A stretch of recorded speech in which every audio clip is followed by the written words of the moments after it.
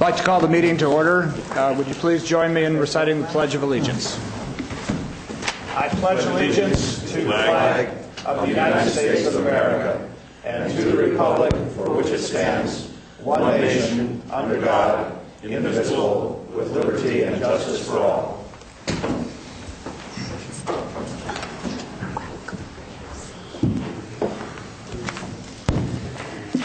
Before reading the announcements, I'd like to welcome our new CAO,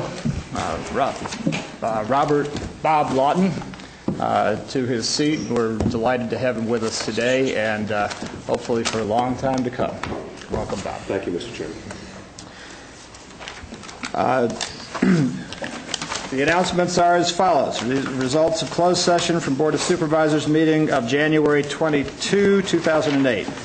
A closed session pursuant to Government Code Section 54956.9B1, conference with legal counsel, anticipated litigation, significant exposure to litigation, one case, county counsel was canceled. A closed session pursuant to Government Code Section 54957.6, conference with labor negotiators, county representatives, CAO, and assistant CAO, Director of Human Resources and Risk Management, SEIU, regarding miscellaneous employees, Human Resources, was canceled. A closed session pursuant to Government Code 54957.6, conference with labor negotiator, assistant CAO, HR Director, Calaveras County Deputy Sheriff's Association, DSA, resulted in no action taken. A closed session pursuant to Government Code Section 54956.9B1, conference with legal counsel, anticipated litigation, significant exposure to litigation, two cases, county counsel resulted in no action taken.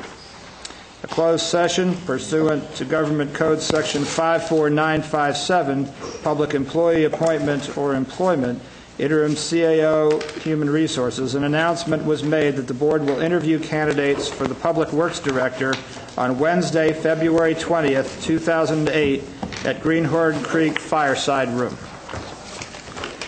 which may be good news for our interim. We have an addendum to today's agenda.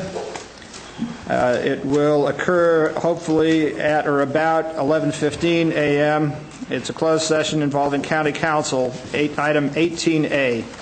Pursuant to Government Code Section 54956.9B1, conference with legal counsel, anticipated litigation, significant exposure to litigation, two cases, county counsel, and slated for board action.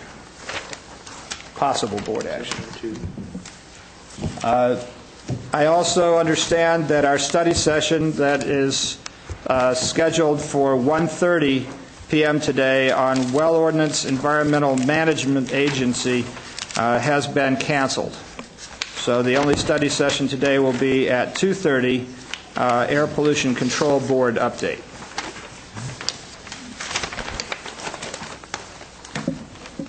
We now move to the consent agenda. These are items expected to be routine and non-controversial. They'll be acted upon the board at one time without discussion. Any board member, staff member, or interested party may request removal of an item from the consent calendar for later discussion. Any items from the board? I'd like to pull number 8 just for an explanation. Number 8, staff. Members of the public. Do I hear a motion on the balance? So moved. Second. Is there a second? Second. Those in favor? Aye. Opposed? Okay, we move to item 8. Russ? Okay, Mr. Chairman, this looks like it's very straightforward, but this is the first time that I've seen this come across my desk, and I'm just curious about how we can, what it looks like to me is auction off almost $152,000 worth of property, and the total to the county is only $1,214. Good morning. Lynette Norfolk, Treasurer Tax Collector. It does seem odd, doesn't it? The rules of a public auction are such that we have to set a minimum bid, which is generally the base amount of taxes, penalties, and costs that we have incurred and the cost of the sale. So you might have, for example, $10,000 for a property. If that property sells for $30,000, there's potential of $20,000 in excess proceeds that people who have liens on the property or other interested parties that are legally able to apply as a party of interest, they have 1 year in which to claim those excess proceeds. We still can't get any more than what we've put into the property.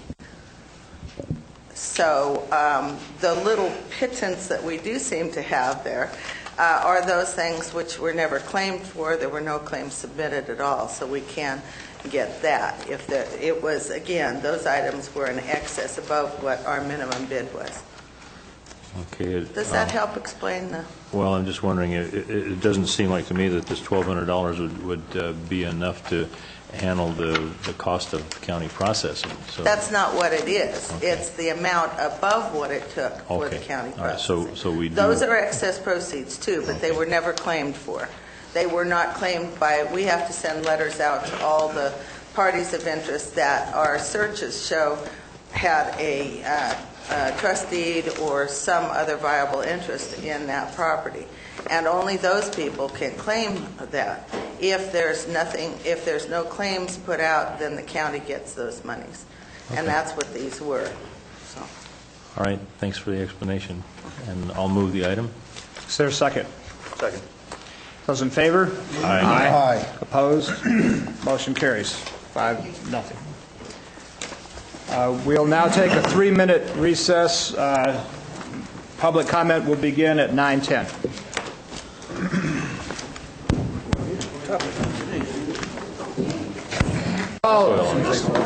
Would like to call the meeting back in session, please.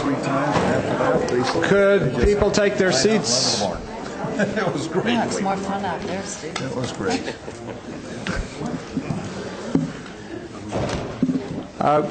We have some pretty good news to start off public comment, and I think I'll abuse the chair for a moment and recognize myself. And let's see, we have 2 checks to present.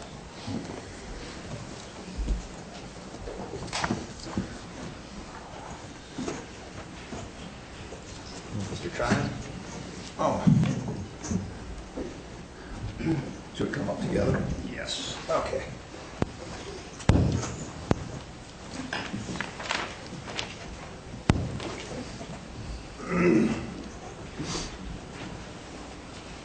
Many of you know that we are in the midst of a pretty severe housing crisis. There's foreclosures, working people are having a tough time, young families are having a tough time getting into homes and home ownership. Some of our housing stock is in a state of deterioration. A couple of years ago, a number of us went down to Sacramento to ask why Calaveras County wasn't getting much in the way of state funds for housing. And the answer that they gave us down there was that we hadn't asked for it. We then did ask for it, and with the Central Sierra Planning Council, last year we received $800,000 for Calaveras County first-time home buyers. This time around, Angels Camp and Calaveras County put forward proposals, and I'm pleased to announce today that Calaveras County is receiving $800,000 for first-time home buyers for this coming year. That's a pretty big deal. I wanted to greet our new CAO. I know we've kind of given him a budget that they were talking about being maybe $1 million short this year. This doesn't go into the general fund, but it sure can come in handy, and I would like to present this to Mr. Lawton for the County of Calaveras.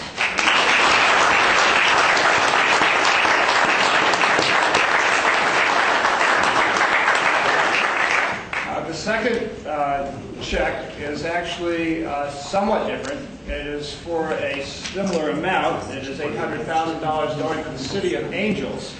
And Supervisor Tryon will present this, but it's different than this in as much as $200,000 of it will be given for housing rehab, and $600,000 will go to first-time home buyers.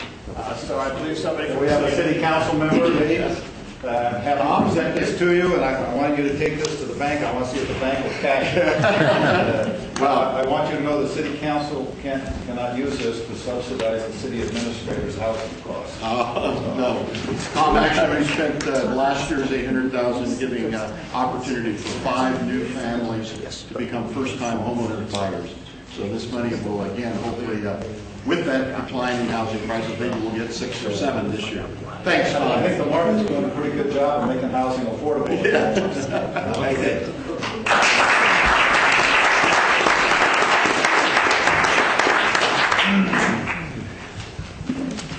That's not all the good news. We have, is Lockmere in the room? Return to the office. All right, while we're waiting for the other good news to come back from the office, is there any public comment on issues not on the agenda?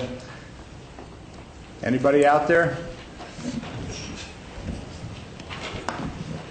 Good morning, Mr. Chairman, Board. Well, coincidentally, I also have some good news. I'd like to give you a brief update. The Council of Governments will be considering the submission of the Regional Transportation Improvement Plan as part of the statewide Transportation Improvement Plan tomorrow evening. Just about a week ago, we were told that there would be no money to include some of our big projects, and specifically the Wagon Trail project. However, we've been in communications with the Director of Caltrans, who has insisted that we proceed and move forward with the Wagon Trail project. That is a $75 million project. We are planning for a 20-year funding program, so it's a long-term program, but we are very encouraged that we have been asked to submit that program, and so that will be considered again tomorrow night at the Council of Governments. So that is also very good news for the Council. So reports of its demise were premature, I take it? Well, I wouldn't say that they were premature. I think that from the senior staff that they were looking at the amount of money that may be available over 20 years, but the senior staff person said, no, wait a minute. We respect the effort that the Tri-Counties has put forward over the last 10 years. That reputation is very good up and down the state, and so on, based on that, encouraged us to move forward with our original plan. So we're back to Plan A. Great. Any questions from the board? Yes, Russ. That's good news about maybe resurrecting the funding for that. I drive that route fairly frequently, coming from Copperopolis up to here, and I'm just curious if there's anything that could be done on an interim basis, specifically to cure the dangerous condition at Pool Station Road. There's a I'm sure you're familiar with the configuration of the road there, but if somebody slows down to make a left-hand turn on Pool Station, there's no place to go, and the cars coming around the blind curve there, and you have a lot of collisions there. I was looking at it this morning, and it seems like to me that unfortunately there's a tree about 30 inches in diameter there. That if that tree was taken out of the way, and the shoulder was created. Somebody call 911 for Marita. Call paramedics. I don't know, Marita. If it means the life of a tree versus a life of one of my constituents, I'd rather get rid of the tree. But I mean, seriously, that's something that we should consider, because it's. There literally is you kind of take your life in your hands when you're coming around that corner, because you never know what's coming this way or whether somebody's trying to turn, and it's a real train wreck there. And actually, I think I have good news as far as that is concerned as well. There is a what's called a SHOP, or State Highway Operation Protection Program project for that intersection. The environmental work has been done. I believe the design is 90% complete. There was a significant cultural site at that corner, and I do not know the exact schedule, but I can get back to you. But there is a plan, a project in place to make improvements, to provide a left turn pocket and increase the sight distance at that intersection as an interim measure. That's very good news. Thank you. Any other questions or comments on the topic? Thank you. Thanks, Tim. More good news. Yes, actually. My name is Krista Thompson with Behavioral Health Services. I'm the Mental Health Services Act Coordinator, and we're here to announce some community forums to discuss the next component for the Mental Health Services Act, which is prevention and early intervention. As we'll be receiving some funds that will be benefiting the community, we will be hosting 3 community forums to discuss the state guidelines and county recommendations around prevention and early intervention. The goal is to determine how these funds can be used in Calaveras County. We're encouraging all who are able to attend. There will be 3 meetings held again. They will be in San Andreas at the CalWorks Sequoia Room on Thursday, February 21st from 11 a.m. to 1 p.m. At the West Point Community Hall on Thursday, February 28th from 6 to 8 p.m. At the Avery Middle School Library on Thursday, March 6th from 6 to 8 p.m. Pizza and refreshments will be provided.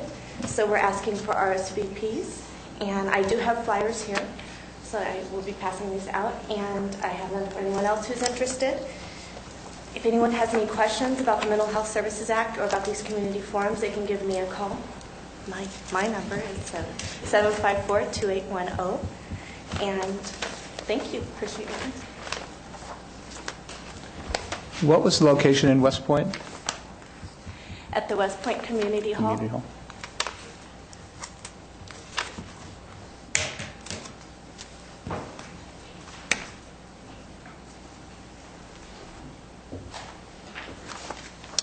Thank you.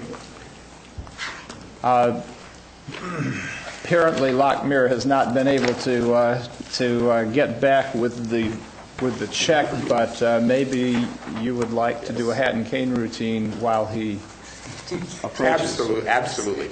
Actually, Steve Case of 7-Eleven Materials is joining us today.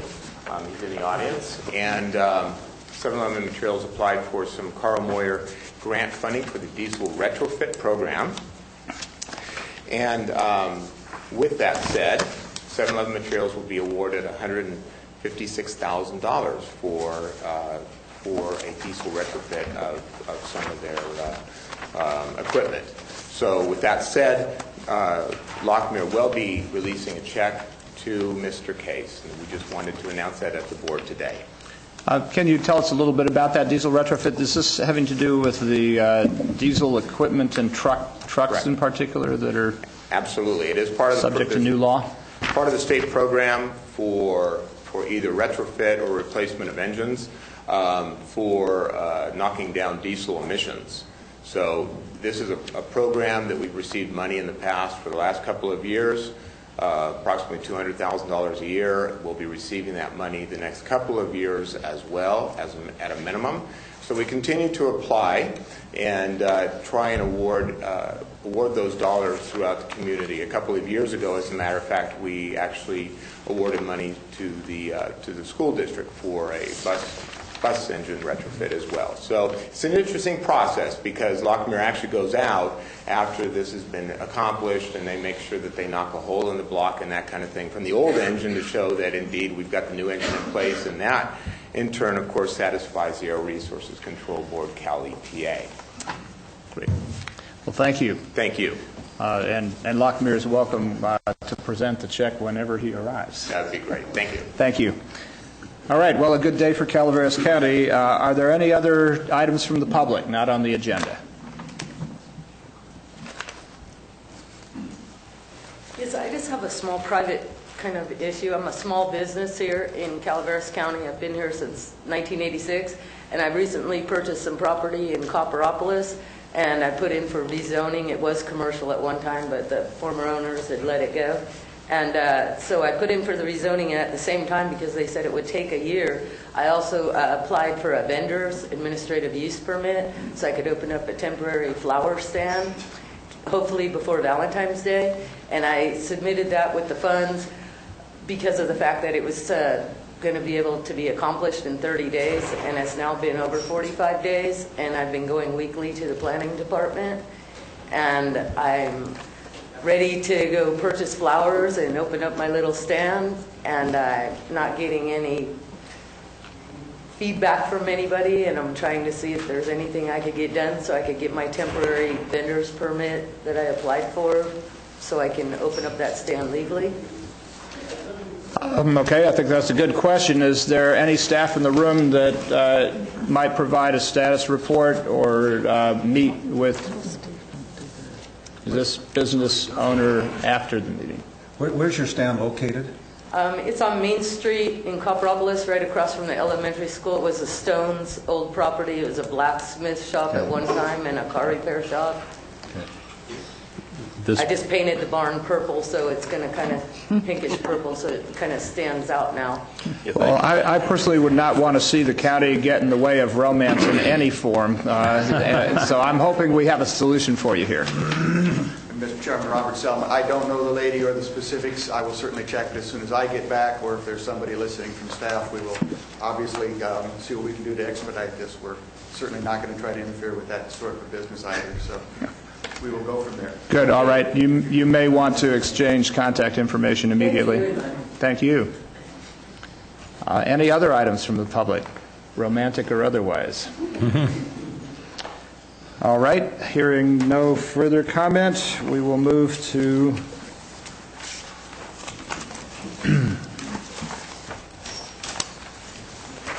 item number 13, discussion and possible action regarding resolution approving a revised and extended contract with the Sheriff's Management Unit. Francine.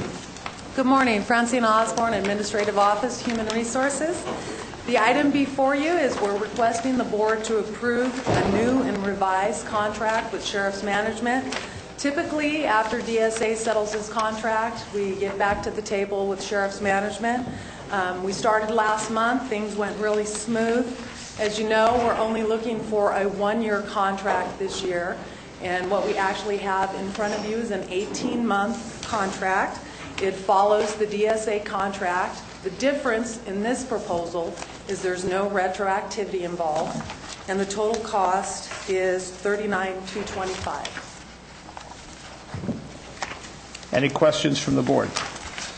Francine, this is basically identical to the DSA contract, is that correct? Exactly. Okay. Thank you.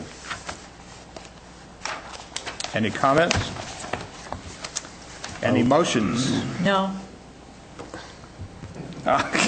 No comments, no motion? Okay, we seem to have reached that impasse here. A resolution. There is a motion. Vote or what? Second. Okay, that to clarify, that was not a motion but a second, and that was all we were talking about. Motion and second. Any discussion? Just one question. This 39,225 is coming from what source? If you remember, during final budget last year, we set aside a specific set of money for all sets of negotiation, and this will be part of that pot. Okay. So I think we have a motion. Yes, motion and second. Okay. Those in favor? Aye. Opposed? 5-0. Thank you. We now have item 14 from the Community Development Agency, a discussion and possible action regarding the introduction of an ordinance repealing and reenacting Chapter 16.24 of the County of Calaveras Code establishing standards for dedications of land and/or payment of fees for park and recreation facilities in conjunction with subdivision approval, CDA. This actual item had been continued from 2 previous dates and was scheduled for action today. Good morning, Mr. Chairman. Robert Selman, Planning Director. We presented to you in strike-through format the proposed revised ordinance. There were a number of questions that Supervisor Callaway had asked, and we have included either corrections in that text because of just simple language or areas that were basically for your board's review and final determination. I guess at this point I know that Supervisor Callaway has a question yet, which we can certainly cover unless you have other questions specifically about the material we have presented. The proposal includes all of the information we have been directed either through County Council as to be included to make sure it was covering all legal bases or other clarifications for just understandability and making sure that the document read well. If your board agrees to all the changes, we would ask that you make a motion to approve the ordinance as presented. We will then go through and actually make all the technical corrections and present the corrected, clean copy to the clerk for processing. If you have any specific changes, obviously, if you'll let us know what those are, we'll go from there. This is an introduction, so we would be presenting this back to you, I believe, next week for your final approval, so you will have a clean copy before that occurs. There was a question, again, particularly it was about the nexus of the proposed projects that may come to the board and any other community and other types of development projects that the county may have its own general plan, and how do we assure that park projects, if they are offered, in fact meet the county's goals. And in the best of all worlds, we would in fact have an adopted general plan that would identify specific park areas in the future to be developed that you could just simply make a finding that a proposal covers that particular area. Typically what we do, because we do get into questions of property designations for parks and facilities where the county is not directly intending to acquire them at this point, we more address that through the establishment of policies within our community plans that talk about providing for certain parks at certain intervals, providing for walkways, parks obviously at a certain number per population, so that we have a set of broad goals that when a particular project is brought back to your board makes the final determination that that proposal, that location is consistent with the goals and policies of your own local plans. So that is the nexus that you would always have to make. Clearly, if you had something, a proposal for a park that didn't meet your goals, you would obviously not want to accept that, and you could address it either through fees or some other approach that would deal with your goals in your local plans. So I hope that answers the question. The discretion really is with the board as to where park facilities are located and what constitutes the park facilities that serve a community. So it may be parkways, it may be walking paths, it may be true parks, it could be a regional park. You've got a full range of opportunities ahead of you. So, Bob, I guess I might need some clarification. When we do adopt the general plan, the correct. Next revision of the general plan, we will have a list. The community plans will be incorporated into that. That's correct. Will the master plan for Parks and Recs be alluded to in that, incorporated into that? Because that, I would think, would be a floating document. And the mobility plans that the communities are working on. So you have all these different components with the same goal, addressing it from different aspects. I'm going to give you one of those firm maybes, okay? I love your firm maybes. Bob. The answer is in part, okay? And an example is the last development plan we did for the Murphys area had a large, it was a discussion of parks and walkways and other accessibility units. And we adopted certain policies from that plan into the county's general plan.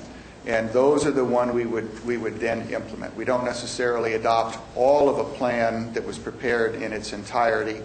We adopt rather the guiding principles so that we can implement that plan and allow for changes through time as long as they meet those policies and guiding principles. So you might have a plan prepared for the Arnold area that would have certain guiding principles. It may identify existing parks. We could clearly identify the parks, include those, and then perhaps linkages that would tie to that park or other principles that would help provide for other desired recreation facilities in that community. So I think, really it's going to be on a community by community basis, tailored to the desires of that community. Okay. And my other question, Excuse me? I guess, could you tell the board what it was since it went out to you very late last night? When fees are required, can they be used to buy land and/or easements for bike paths, walkways, etc.? If the bike areas, walkways, any of those things that comply with the goals of that park system would be eligible for purchase. I think that's the fees are specifically for acquisition. So as long as the project is consistent with the park guidelines, then my answer would be yes. Something that was unrelated or the park committee didn't feel was appropriate, I think that's your discretion and you could say no. Okay. It always gets down to what is in the best interest of the county. Absolutely. The fees that are collected can be used to buy land or easements, willing buyer, sure, willing easement giver. Or they could be dedicated. There's lots of That's options, right. and ultimately the discretion sits with this board. Okay. And I have one more, but Tom, did you want to piggyback on that? I wanted to chirp in a little bit there because I'm a little bit concerned, I think, about saying, well, we're going to do walking paths and the like, and that's going to go against a developer's requirement for Parks and Rec. I guess my sense of it is if it's on site for a developer and we're going to use RPDs for basically maintaining roads, having an assessment that maintains roads and put the roads in the county maintained system, I think we should do the same for walking paths and the like. What I don't want to do is basically have walking paths that go some distance, or worse yet, have curbs and gutters and sidewalks going against the Park and Rec requirement. I think of a Park and Rec as being a big enough area that people can go and have some recreation and barbecue and have lunch and kids play, on some lawn in the summer evenings, etc. So I have some concern, and because I've heard from one developer that has all kinds of plans, it seems like, for both the Williamson Act and trails, particularly along streams or something where you can't build anyway, and the like. So what I don't want is to get this trail system and bikes or pathways. I think we need to be very, very careful about the wording in any ordinance that's going to go into areas that basically you can't build in to begin with, and then say, well, that's my park area, because you can't build within 100 foot of a stream, and I'm going to put a walking path there, and that meets all my park and recreation requirements. So I guess I'm a big fan of walking paths and bikeways, et cetera, and we've pushed them hard in the Murphys area and the community area and the like. But I think we need to be very careful in the wording in the Park and Rec component of this, so that we don't end up with just all kinds of land that wasn't going to be developed anyway. Or, like I said, the worst case scenario would be, curbs, gutter, and sidewalk, and that's part of the rec, meets the rec requirement. So I think you need to, this was just handed, and I haven't read it, and if somebody makes a motion, I'll vote for it today because it's an introduction. But I tend to look at it, and I may have some additional comments when it comes back for adoption or prior to adoption. But I think you need to be very, very careful on where we're going with that. Well, Mr. Chairman, respectfully, the question is not the enabling ordinance portion of that. I mean, the heart of that discussion comes back to the community plans and what communities determine are appropriate, and obviously with your approval, as the components of that recreational and park dedication facility. Okay, so if you are talking, I want to put a path that wanders through some woods for the sake of being able to walk back there for exercise, strictly private, that may or may not meet your goals. If you're talking what we see in some cases, these exercise walkways where you have, tied between two parks and there's exercise stations and something of that nature, that might be acceptable. The heart of this ordinance is saying that the county is going to either require dedication of land or fees for parks. The county still has to establish what are acceptable projects, and that's not from this ordinance. That's from your board's determination. Okay, so that's to be determined later. Absolutely. Okay. Now, there is no That's fine. guaranteed right to do anything with this other than bring forth a proposal that meets the county's goals. Okay. I'm piggybacking on what Tom said. This is going to be very community-driven versus one-size-fits-all. Absolutely. Because up in the Arnold area, it's walking paths, hiking paths that we're looking for to connect communities or sections of the town. Plus maybe things for White Pines Park that might not fit for Valley Springs or Vallecito. I have one other. Oh, okay. And it's not addressed in this because this is having to do with development in the residential areas. But if we have a property owner, commercial or that residential, who wishes to donate land, that going back to the mantra, what is in the best interests of the county, not the developer, how would this fit in? So you have someone who wants to donate a riverway where we could put a walking path. It wouldn't be excluded, as I think Tom appropriately addressed. How would that fit in? Because we're saying in here the county will be accepting land if it's donated. So that's because of development. What if it's donated versus required, which is what this ordinance deals with? Again, it's like every other proposal that's brought to your board. If someone should just decide that a certain area would make a nice park and they would offer it to your county, it's outside of this ordinance. Okay, this ordinance is for required dedications.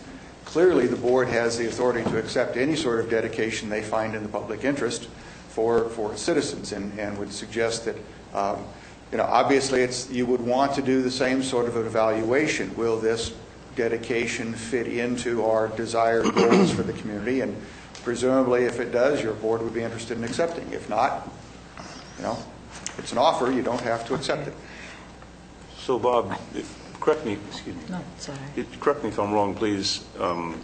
What you're saying, what I'm hearing you say is that this ordinance is more of an enabling ordinance, allowing the developer or the projects to come forward to the board for scrutiny, and at that point, just like any other project, it will have the scrutiny and input of the community, and the decision will be here with this board. What is acceptable, what is not acceptable, what is in the best interest of the community and the county at that time for that specific project. So this is not a restrictive ordinance, it's simply enabling the projects to come forward with a proposal, giving the final decision to the board whether it's adequate, appropriate, or not. Substantially correct. We are again, remember, this is part of the Subdivision Map Act. This is implementing the parkland requirements for dedications. It prescribes how we do things, but not down to the level of whether a particular park or a particular walkway or whatever is appropriate. It says you're going to be a player in this program, and the county is going to make the final decision as to how you play, so to speak, whether it's an actual dedication, whether it's in fee in lieu of dedication, and if you do have actual dedications, where they are and whether or not they meet the county's goals. So yes, it is. And each project will stand on its own merit. Absolutely. Coming before the board. Absolutely. I believe there's one other piece of this, which is that with great foresight, the board did put 5 commissioners into a Park and Rec Commission to help advise, research, and give us some detail on the matter. Absolutely. And we cleaned up that language also. Is there any further comment from the board on this topic? I have one comment. On this item F, use of the fees, particularly this added thing that if the money is not committed, the principal and interest shall be distributed and paid to the then, or back to the then recorded owners of the parcel.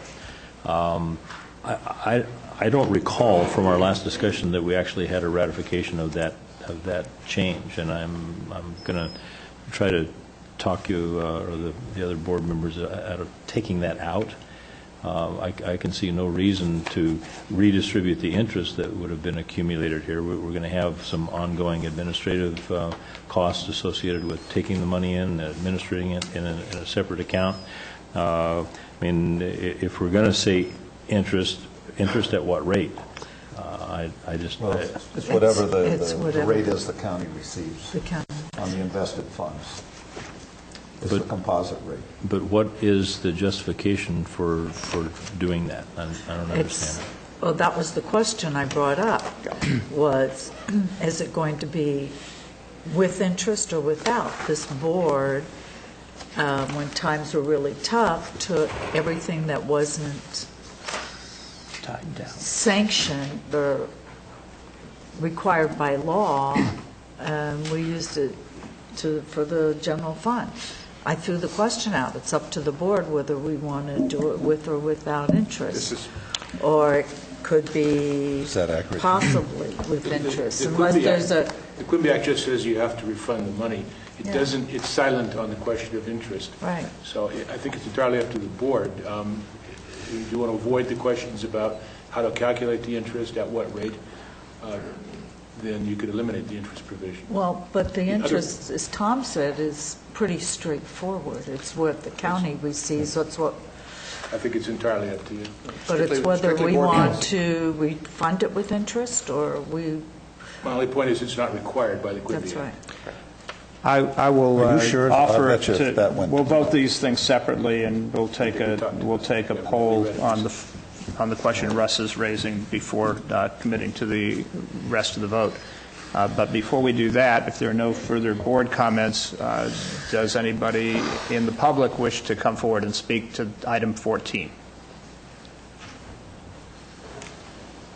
Good morning, Mary Boblett, District 3 Parks and Rec Commissioner. The topic was brought up about if some benevolent gentleman or woman would like to donate property. That's a great idea. I hope they come forward.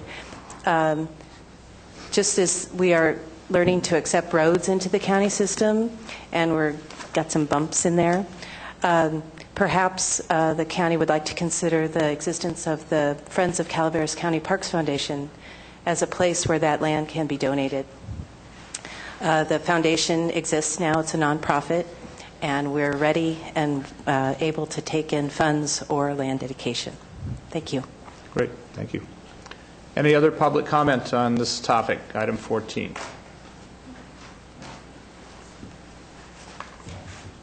Good morning. Mike Del Orto. I was able to get a copy of this ordinance emailed to me last week. I wasn't able to find it on your web pages or anywhere else before that. And consequently, I just got around to reading it very briefly ago. But I believe the notes on the side of this say that there was something deleted on the 16th of January. Is that the most? Anyhow, without regard to that, I have a few comments. One is in the park dedication 162430, A general, I presume this is the basis where you're setting it up, says,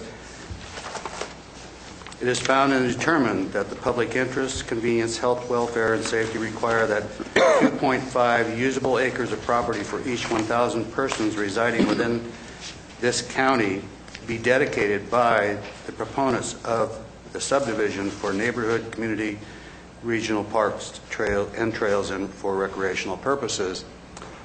I think you need to clarify that. It sounds to me like if I were to have a subdivision I need to provide 2.5 acres for the 45,000 people that live in this county, which is a pretty big number, but that's the way it works out if you read it. Michael, the formula's on the next page. No, I know where the formula is. The words that define what you're doing says a developer basically require that 2.5 acres of property for each 1,000 residing within Calaveras County. Okay, we can just say for new development. Yeah, or proportional, or...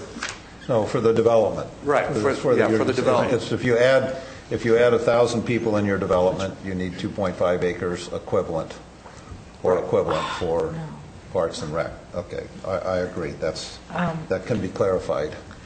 I don't think so, Tom. That isn't what we are saying. I think we need to get Mr. Selman back up. Yes.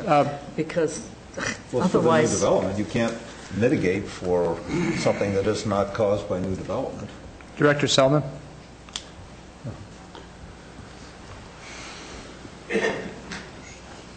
My instinct, since this is part of the Subdivision Map Act, and it triggers only upon the application of a subdivision, that it is really self-curing. I mean, we are talking about providing park dedication. That reference is the cap of the maximum amount that we would be requiring based upon an individual subdivision, and the formula specifies exactly how much. So I don't believe it's an actual problem. I suppose you could beat this language to death forever and never get to the point where it's absolutely clear, but I'll defer to Janice. I concur with Bob. This is just a general statement out of the general plan. This is not applicable to each subdivision, what Mr. Delorto is talking about. This is a general purpose statement for the ordinance. So Marita's right. The actual application to the subdivision is further down in the ordinance. Does that make sense? It's just a general statement that our general plan says we need 2.5 acres per 1,000 residents in the county, period. Do you think it might be more instructive for the average person reading to have that distinction? No, it says general. So where does it say later down that it's 2 points? Under requirements, C, Wait a minute. formula. Page 4. What page 4? The next page, Tom. Page 4 at the top, C. It specifies very clearly that it's based on the expected number of dwelling units in the subdivision. Okay. Okay. Then that's fine. All right. It would appear that Mr. Delorto's issue is addressed at another portion of the ordinance. Okay. So if you go down to number 4, I just did a little math on it, and I did follow your formula. So if someone were to put in 50 single-family dwelling units, they would be required to, by your formula, and I understand the formula clearly, I just don't think a common person, but maybe you have to be a specialist to get around these days, would read that statement in the beginning to read the way I read it. But for 50 homes, that would be 3.1125 acres of parkland, which... No, Michael, it's 2.49, a detached single-family dwelling, times 50, would be, 125 people, and it's 2.5 per 1,000.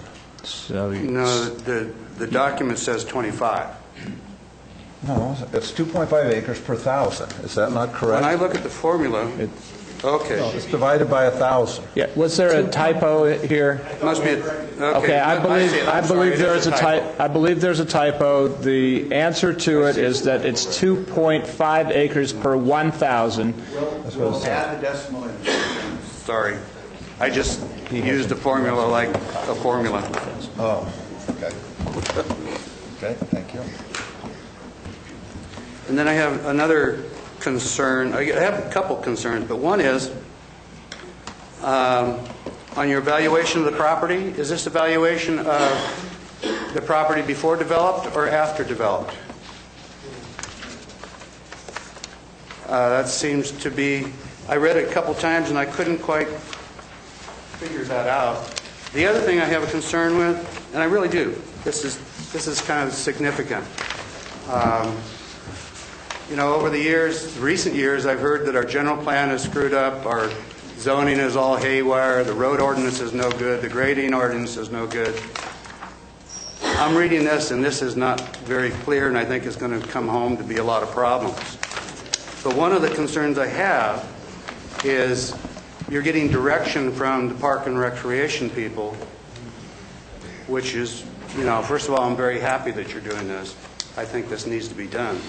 But you've elevated them to a place in the planning process that you don't elevate anybody else to. Public Works, Public Health, everybody addresses building issues.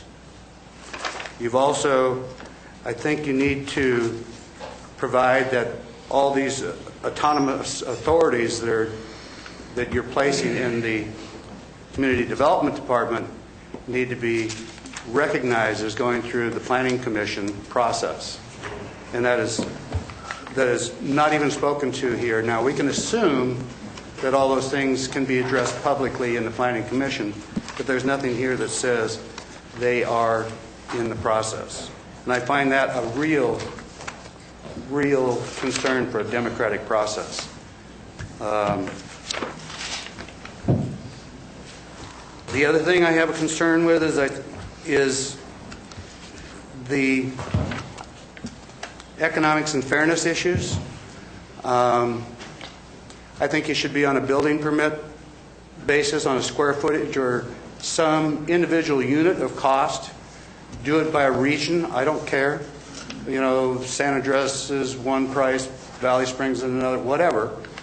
But what happens, here I have a question. An accessory dwelling. A lot of people get concerned about accessory dwellings, and I don't know if that's reasonable or not. But if I put an accessory dwelling on my property, do I avoid having to make my contribution to Parks and Recreation? Because, you know, that's exempt in the MAP Act, I believe. I have a concern with the structure. Okay, there were three issues raised there. I would ask Director Selman to respond to. The first is, in the assessment, is it before developed or after developed that the assessment happens? Second, a reference is requested to how the Planning Commission relates to this. And then Mr. Delorto's final point. Mr. Chairman, again, if you would remember, this is part of the Subdivision Map Act. So all of the applications that we would be looking at here are going to be pursuant to an application to divide property. So there is already the Subdivision Map Act requires land divisions to go to either the Planning Commission and or the Board of Supervisors. So those processes are inherently involved. This is just a single piece of doing one of those land divisions. But an accessory dwelling does not trigger the Subdivision Map Act, and therefore that question is answered. It's not a subdivision, so it would not be part of this discussion. And the ordinance specifies it's the land of the subdivision itself at the time of subdivision relative to values. So that's, I think, straightforward and clear. Okay? I think that covered them all. I believe it does. Thank you. Are there any other public comments on item 14? Hearing none, bring it back to the board. Is there a motion on the ordinance? I move the introduction of this ordinance and waive reading. Second. No, I don't want to say that.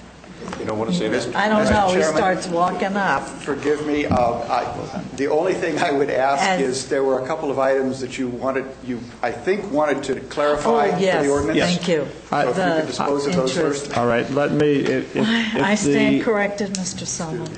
If the mover of the motion could withdraw the motion, we can move to that discussion. I'll put it in the ban. Well, thank you.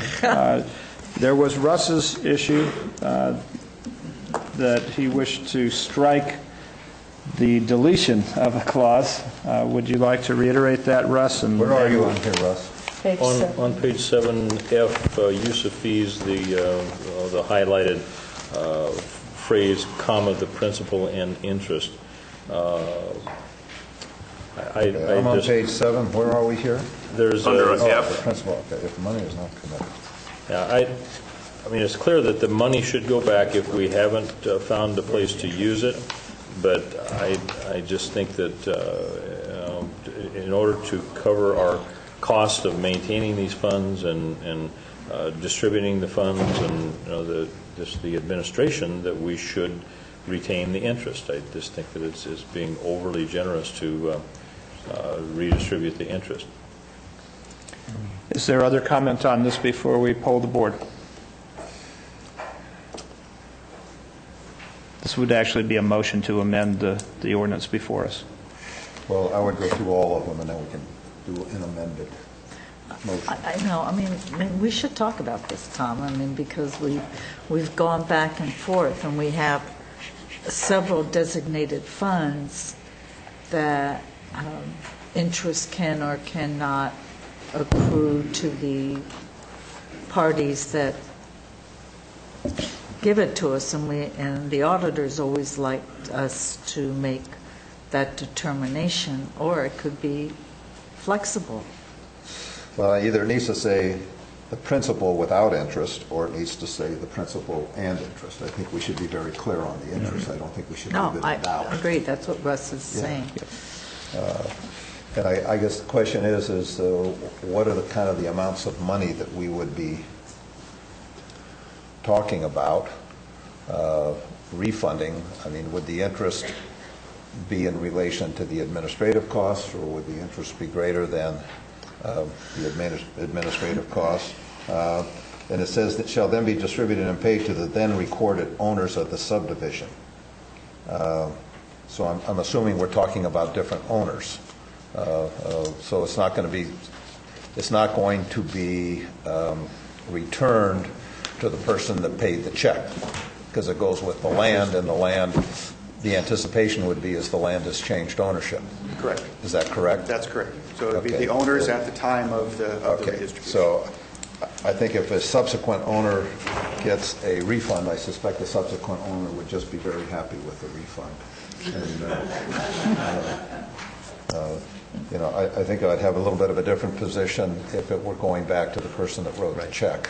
But if this goes it can be 2 or 3 owners down the road. And so I don't think, so I guess I support Russ, and I would say the principal without interest. Is that your position, Russ? Yes. And I would support that. All right, let's turn this into a motion and a second to amend the ordinance that's under consideration. Got to get one more vote. Well, I'm seeing whether we've got that. Is that a motion? Yes, Russ? I'd like to make a motion that we amend this ordinance by changing that to just simply say that the principal shall be distributed and paid. The principal without interest. You need to specify, otherwise we'll be in court. Okay, without interest. Again. Okay. All right. Is there I'll a second that motion. All right. Is there further discussion? Bill, do you wish to state a position? I'm fine with that. I'm fine with that. I'm fine with it, too, so we'll take the vote. All in favor? Aye. Opposed? 5-0, approving the amendment as proposed by Russ. We now move to entertaining Marita's motion held in abeyance. With the one decimal point, which is quite significant. Yeah. And all the changes as shown in the draft. And all changes, Okay. yes. Yes. So I go back to then. Wait a minute, Bob.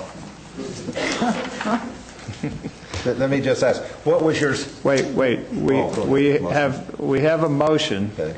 Do we have a second? Second. All right. We now have discussion or questions. Tom?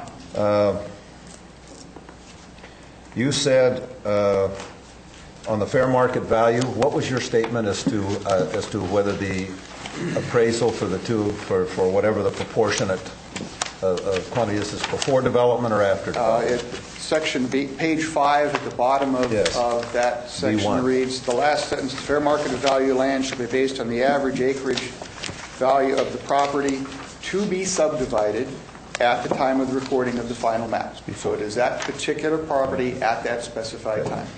Well, I guess I would raise a question on that, quite frankly, because the reason they're paying the in lieu fee is they're building houses on what would be the obligation of the 2.5 acres. So if they're going to build houses on the 2.5 acres versus dedicating 2.5 acres, why wouldn't it be on the post-development value of the property, since that's the calculation they're going to make in their mind. If you basically say it's on the pre-development value that they bought the property for, it seems to me they're almost always going to pay the in lieu fee, because the 2.5 acres for development after entitlements is always going to be worth a heck of a lot more than the 2.5 acres before entitlement. So we're always going to get the in lieu fee, and if you have to go into some place that's developed, you're going to be spending the in lieu fee for developed property, not for undeveloped property. So it seems to me we're going to be constantly falling behind. There is no perfect answer to this question. I'll start there. In fact, we believe we're going to predominantly see the payment of fees for the smaller subdivisions where it's just not that makes sense, where you don't even have 1,000 people to have the park. So you're small, and it makes sense to pay the fee. Right. But this makes sense to pay the fee on all subdivisions, because the land after entitlements is always going to be worth a heck of a lot more than the value of the land before entitlements. So how are we ever going to get any parks in any development? Again, it's almost impossible to prescribe what you're going to be using for appraisals much differently than we have right here, because number one, we've got subdivisions of land, 4 and fewer, that have sat idle for decades. So you can't necessarily say, oh, it's worth more as a developed parcel than an undeveloped parcel. We have other areas that, you're right, we will be trying to acquire undeveloped lots that already exist with these funds. I cannot tell you, and I don't think there is any way to guarantee a formula that will absolutely assure that you're going to have enough money for future park purchases through time. Well, if we pass this, it seems to me what we're saying is we're going to take this money, even on big developments, there's not going to be any requirement for on-site parks. The developer may do it on a big development just because it enhances the value of the development, but there will be no requirement that he do it.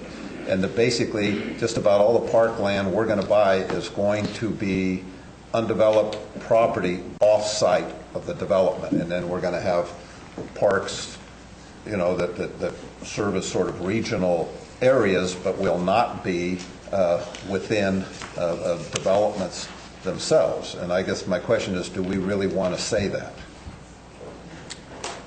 It's your ordinance. You get to write the way you want to charge for these lands. So if you wanted to amend this ordinance to provide for some post-subdivision value, it's obviously getting very speculative at that point. I think, we can at least reasonably... Well, you don't need a park until it's developed.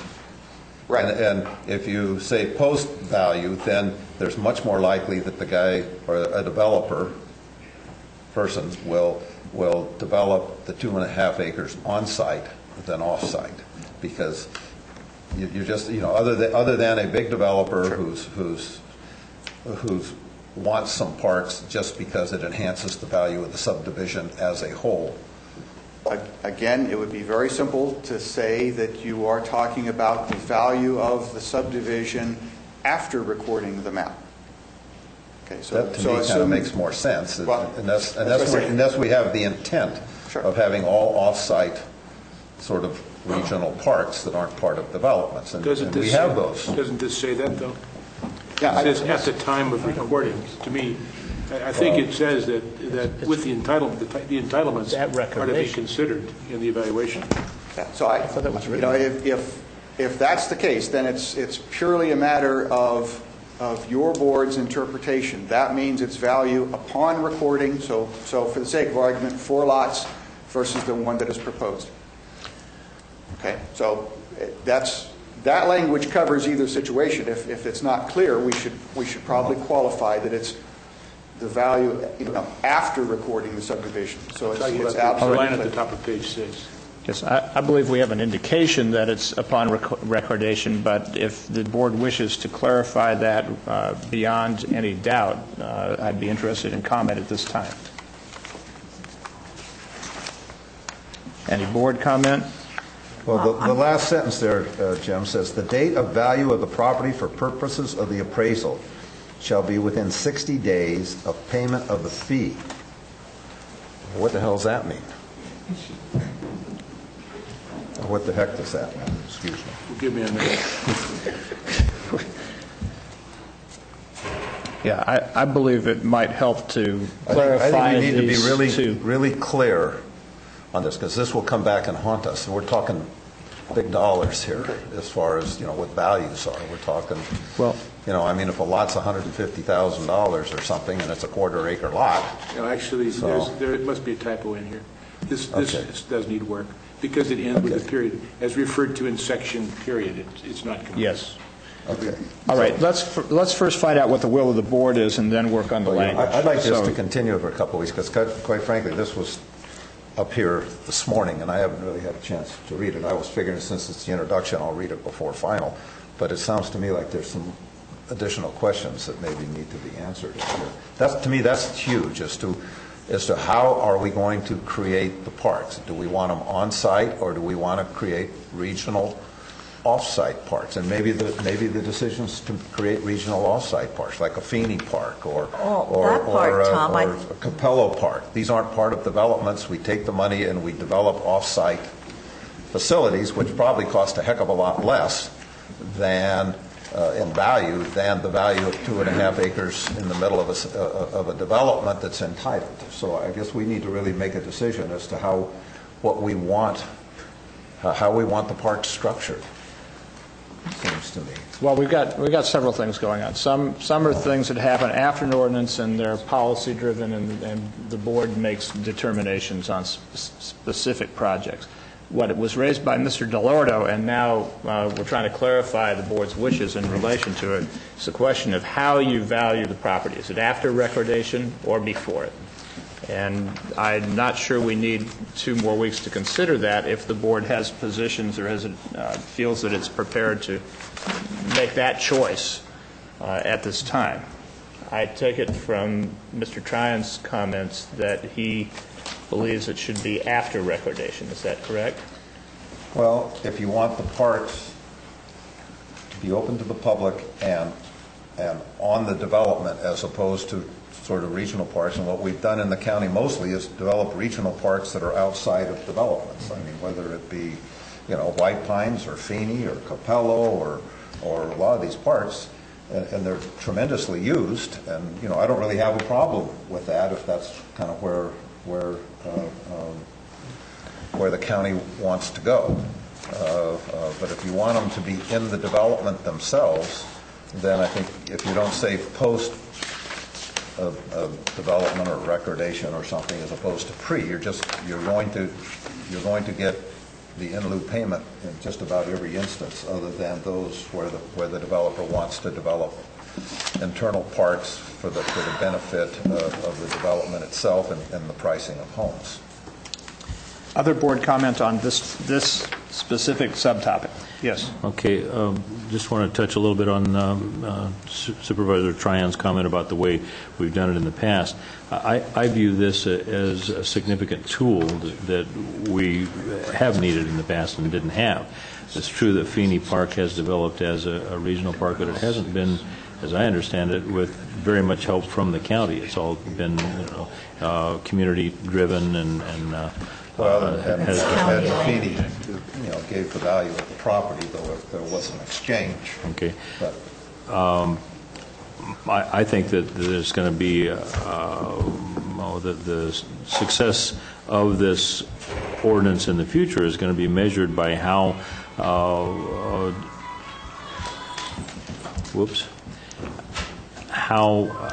the board uses this ordinance in the future to urge developers to come up with development plans. I would be very much in favor of using this ordinance to say that, okay, Mr. Developer, you're going to provide a subdivision plan that's going to have 1,000 new residents of the county. Where is your 2.5 acre park? And I would be very much in favor of conditioning the development so that the park gets built the first thing, right along with the roads. And don't have to build houses. Okay, but he has the option of paying an in lieu fee. So suppose the developer comes in and says I paid $10,000 an acre for this 100 acres, and I'm going to or 250 acres, and I'm going to have quarter-acre lots, so I'm going to have 1,000 homes. Of course, if it's 2.5, I'm going to have 150 or 250 homes. That equals 1,000 people if you're at 3.5 or whatever the number is. And I want to pay. So 2.5 acres at $10,000 an acre, my purchase price is $25,000. But once it's entitled and developed, and if I could take that 2.5 acre and make quarter-acre lots out of it, why, less the cost of developing the lots and less everything else, it's worth $100,000 an acre. I mean, then you're talking the difference between $25,000 and $250,000, and that's a huge number. And we better resolve very clearly what we're going to do, because that number is so significantly different that it's going to be contested. So I think we need to be very clear on what we're saying and what the objectives are for the park system. If we want this stuff on site or we want to develop off-site parks. I'm not against off-site parks at all. In some ways, I think maybe that's easier and less conflict to develop an off-site park than it is to try to develop an on-site park in the middle of a subdivision that's open to the general public, quite frankly. But I think those numbers are significant enough that we better clarify what we're generating for numbers here, because we're going to get challenged on it. All right. Are there other board comments on this topic? Again, should the valuation be based on pre or post recordation of subdivision? Steve, perhaps I'm not understanding this under B on page, starts on page 5, B1. Wait a minute. Let me get back. Okay. B1, yes. and which goes from page 5 and then on to page 6, of course, as council has noticed that needs a little work on wording because the sentence ends before being completed. But as I read this, it says that the fair market value of the land should be based on the average acre value of the property to be subdivided at the time of recording of the final subdivision map. To me, that answers that question.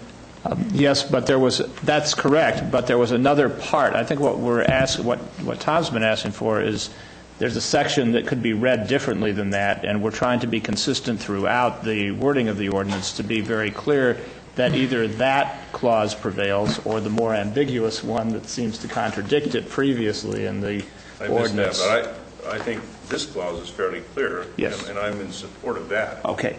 So am I. All right. So, and Tom, you are in support of that being the definition of the answer to Mr. Delorto's question?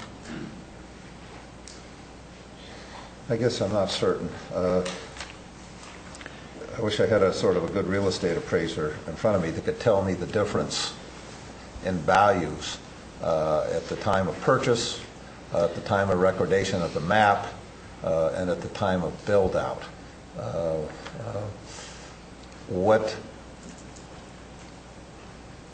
Well, Mr. Chairman, just... Once the map's recorded, obviously that's a significant entitlement, and the value of the property on a per-acre basis will go up. Clearly, there is without getting into the post-map construction, clearly there is a difference in value between the land undivided and the land divided. Okay, so you just need to say for clarity, which of those two you want us to use for the appraisal. I believe the omitted section is section 205G, this is just a timing mechanism to make sure that we don't have an appraisal that's a year old, because it can take time to get land or get the map finalized and recorded. So that's just to assure that everything is coming together at the map. So, I mean, you just need to tell us whether you want the value to be based on the parcels as proposed for division or the proposals as divided. That's the only two options here, because you're only dealing with the subdivision map. Russ and Bill have weighed in on this. I will now do so, and it's my belief that the paragraph on the top of page 6 should determine this, and that the rest of the document should be made consistent with that. Which is to say that I think it should be the value at the time of the recording of the final map. That's what I'm suggesting. Which is not after build out and not as raw land, but the subdivided land, the divided parcels. The valuation should be based on that, It's what the ordinance, the more specific language in the ordinance says, and I believe that anything that contradicts or muddles that should be corrected as part of your ministerial and editorial duties. We will look at that and make sure that it's consistent throughout. Because that's what it says. I interpret it to read as divided. Yes. All right. Okay, so the last sentence has to come out of there then, where you're saying within 60 days. We'll just add the section. It's 16.24.050G. It's referring to that process. Yes. We just dropped the actual reference. Okay, and that just tells you how and when. It's 60 days. The appraisal has to be current within 60 days of actual recording. So, for the sake of argument, if we started working on a final map and someone went out and did an appraisal, but it was a year and a half before they actually got up to recording, it would have to be updated so that the fees are the current at the time of recording. Why don't, that first sentence where it says, be subdivided at the time of the recording of the final map, why don't you just take out at the time of and just say be subdivided after the recording of the final subdivision map. Because if you're saying within 60 days of, that can be 60 days prior. Is that not accurate? Or say after the recording of the final subdivision map and whatever you said. Because if it just lingers out there for 3 or 4 years, you could say after the recording of the final map or unless something. I mean, it seems to me you want to say something more. Wait a minute, folks.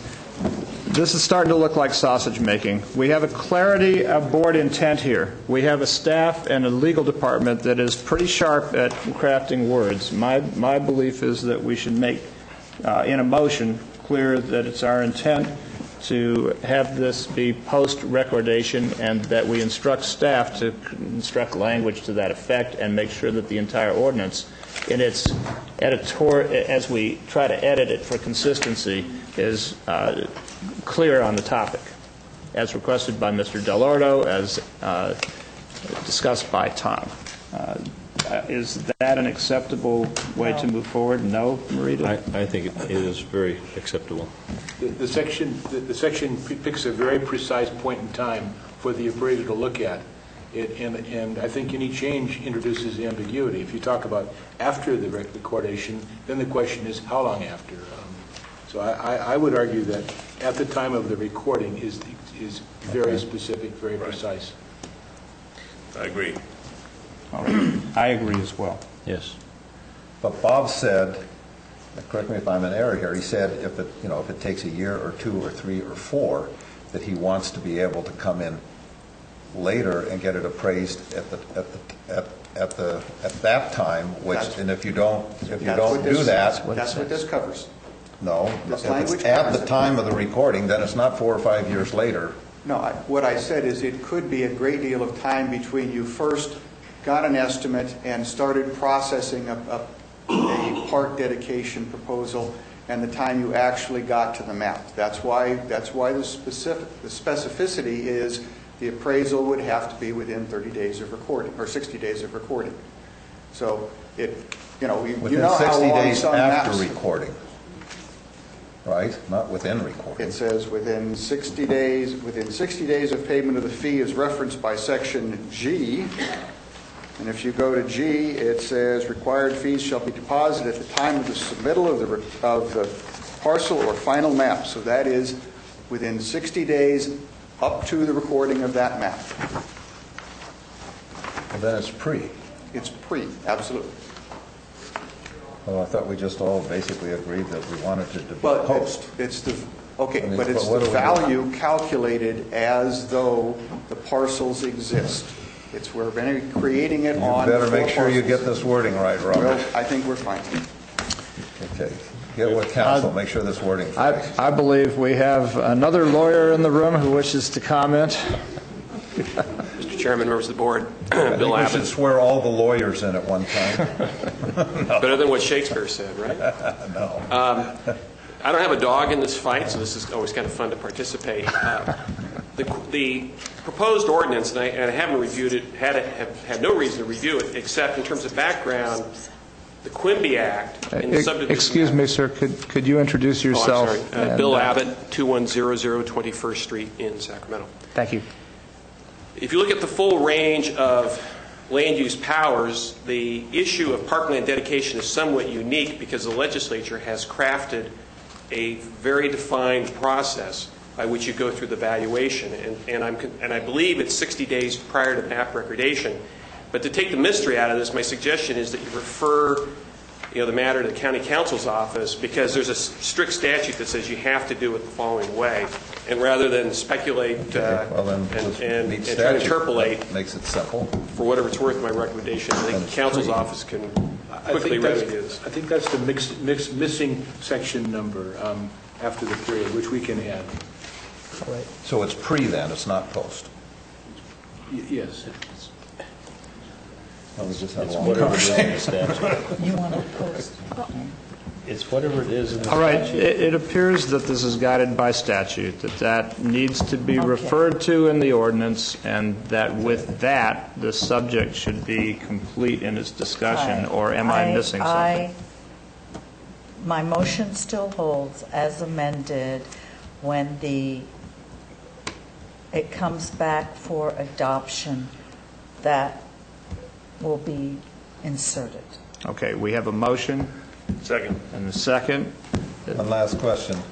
I mean, I'd rather continue this thing and introduce it correctly, because if it comes back, I don't know how many amendments staff can make without having to force a reintroduction. So are we on firm legal ground introducing it as in its nebulous estate as it's before us? I believe it's not nebulous. We have the instruction to include a reference to the statute governing, and that would be the only amendment, save for the amendments already passed by the board previously. You could amend it enough that it have to be brought back, but I'm assuming that you won't.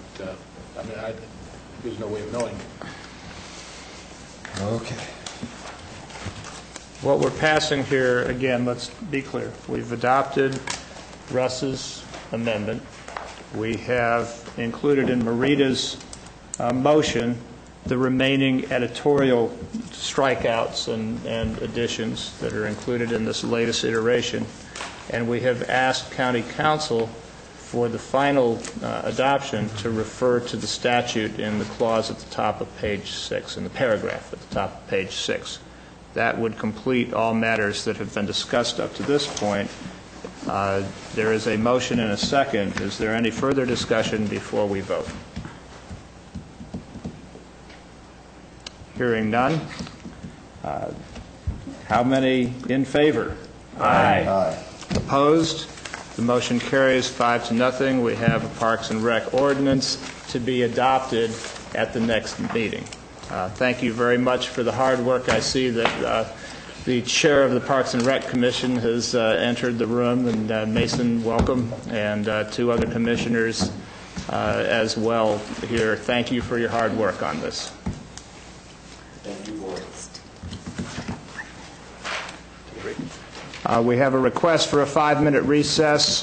We will take one and then move to item 15, which is the Quad Knot and golf course discussion on the contract.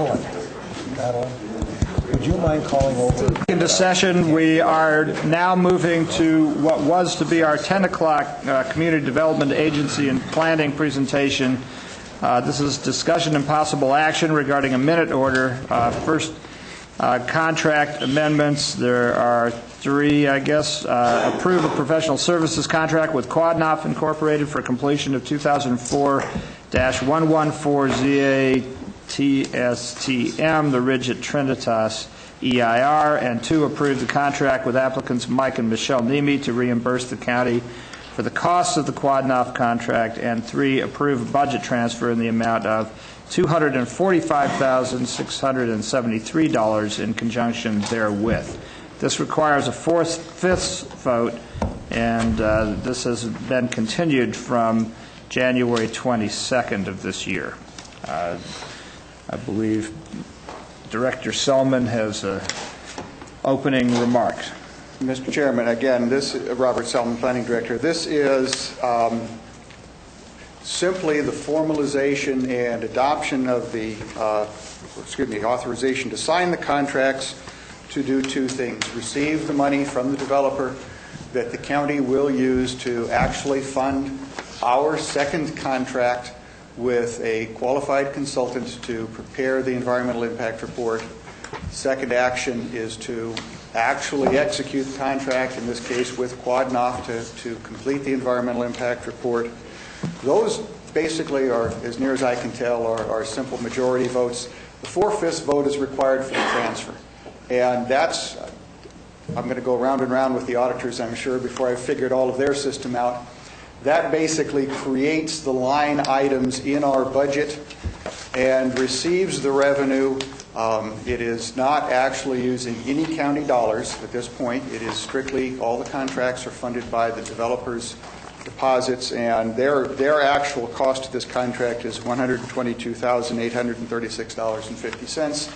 So I don't know where we're getting the difference, but the auditors said this is the way it's got to be done. This is the way we're doing it.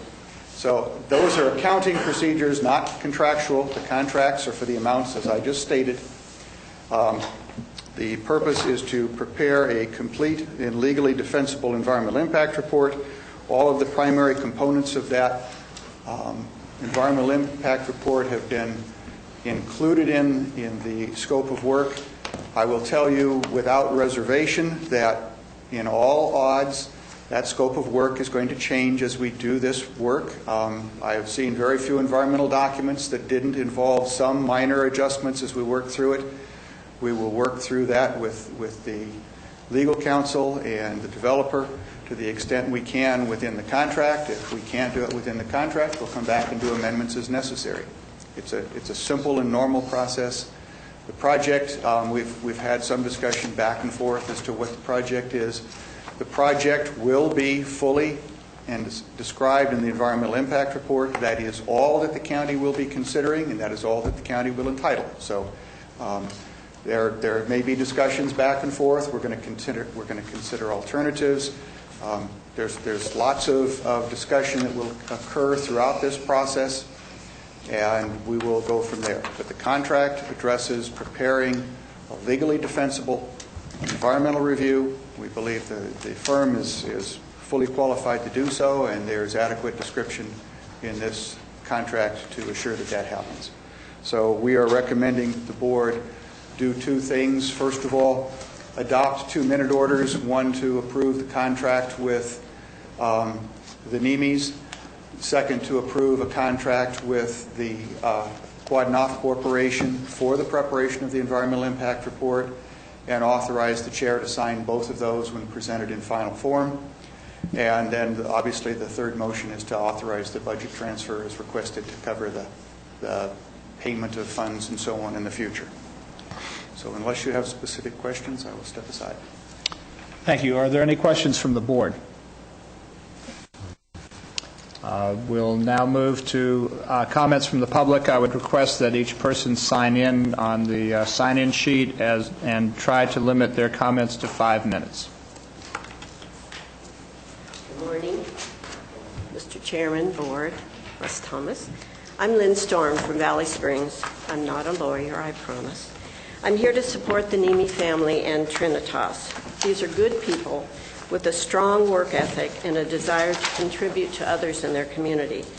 There are a number of people in this community who oppose what they're trying to do at the Ridge at Trinitas. Ma'am, I believe you may not be on the topic before us. We're discussing not the merits of this project, but the question of minute orders and budget transfers to accomplish an EIR. Do you have any comments about the contract or I'm asking the EIR? Approve the oh, I see what you're saying. Yes, this is not. We're not debating today the pros and cons or the background or history of this. This is a rather narrow topic, adopting the necessary measures to conduct an EIR. Okay, I apologize. I was asked to speak this morning, and I guess I'm in the wrong place. Thank you. Actually, that would be welcome under public comment, which happens at 9:10 each Tuesday morning, and you would be most welcome to make your comments. I see. I thought I was to speak at this time at 10 o'clock.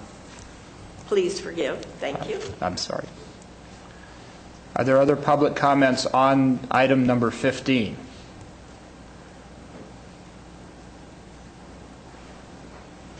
Any discussion? Oh, yes.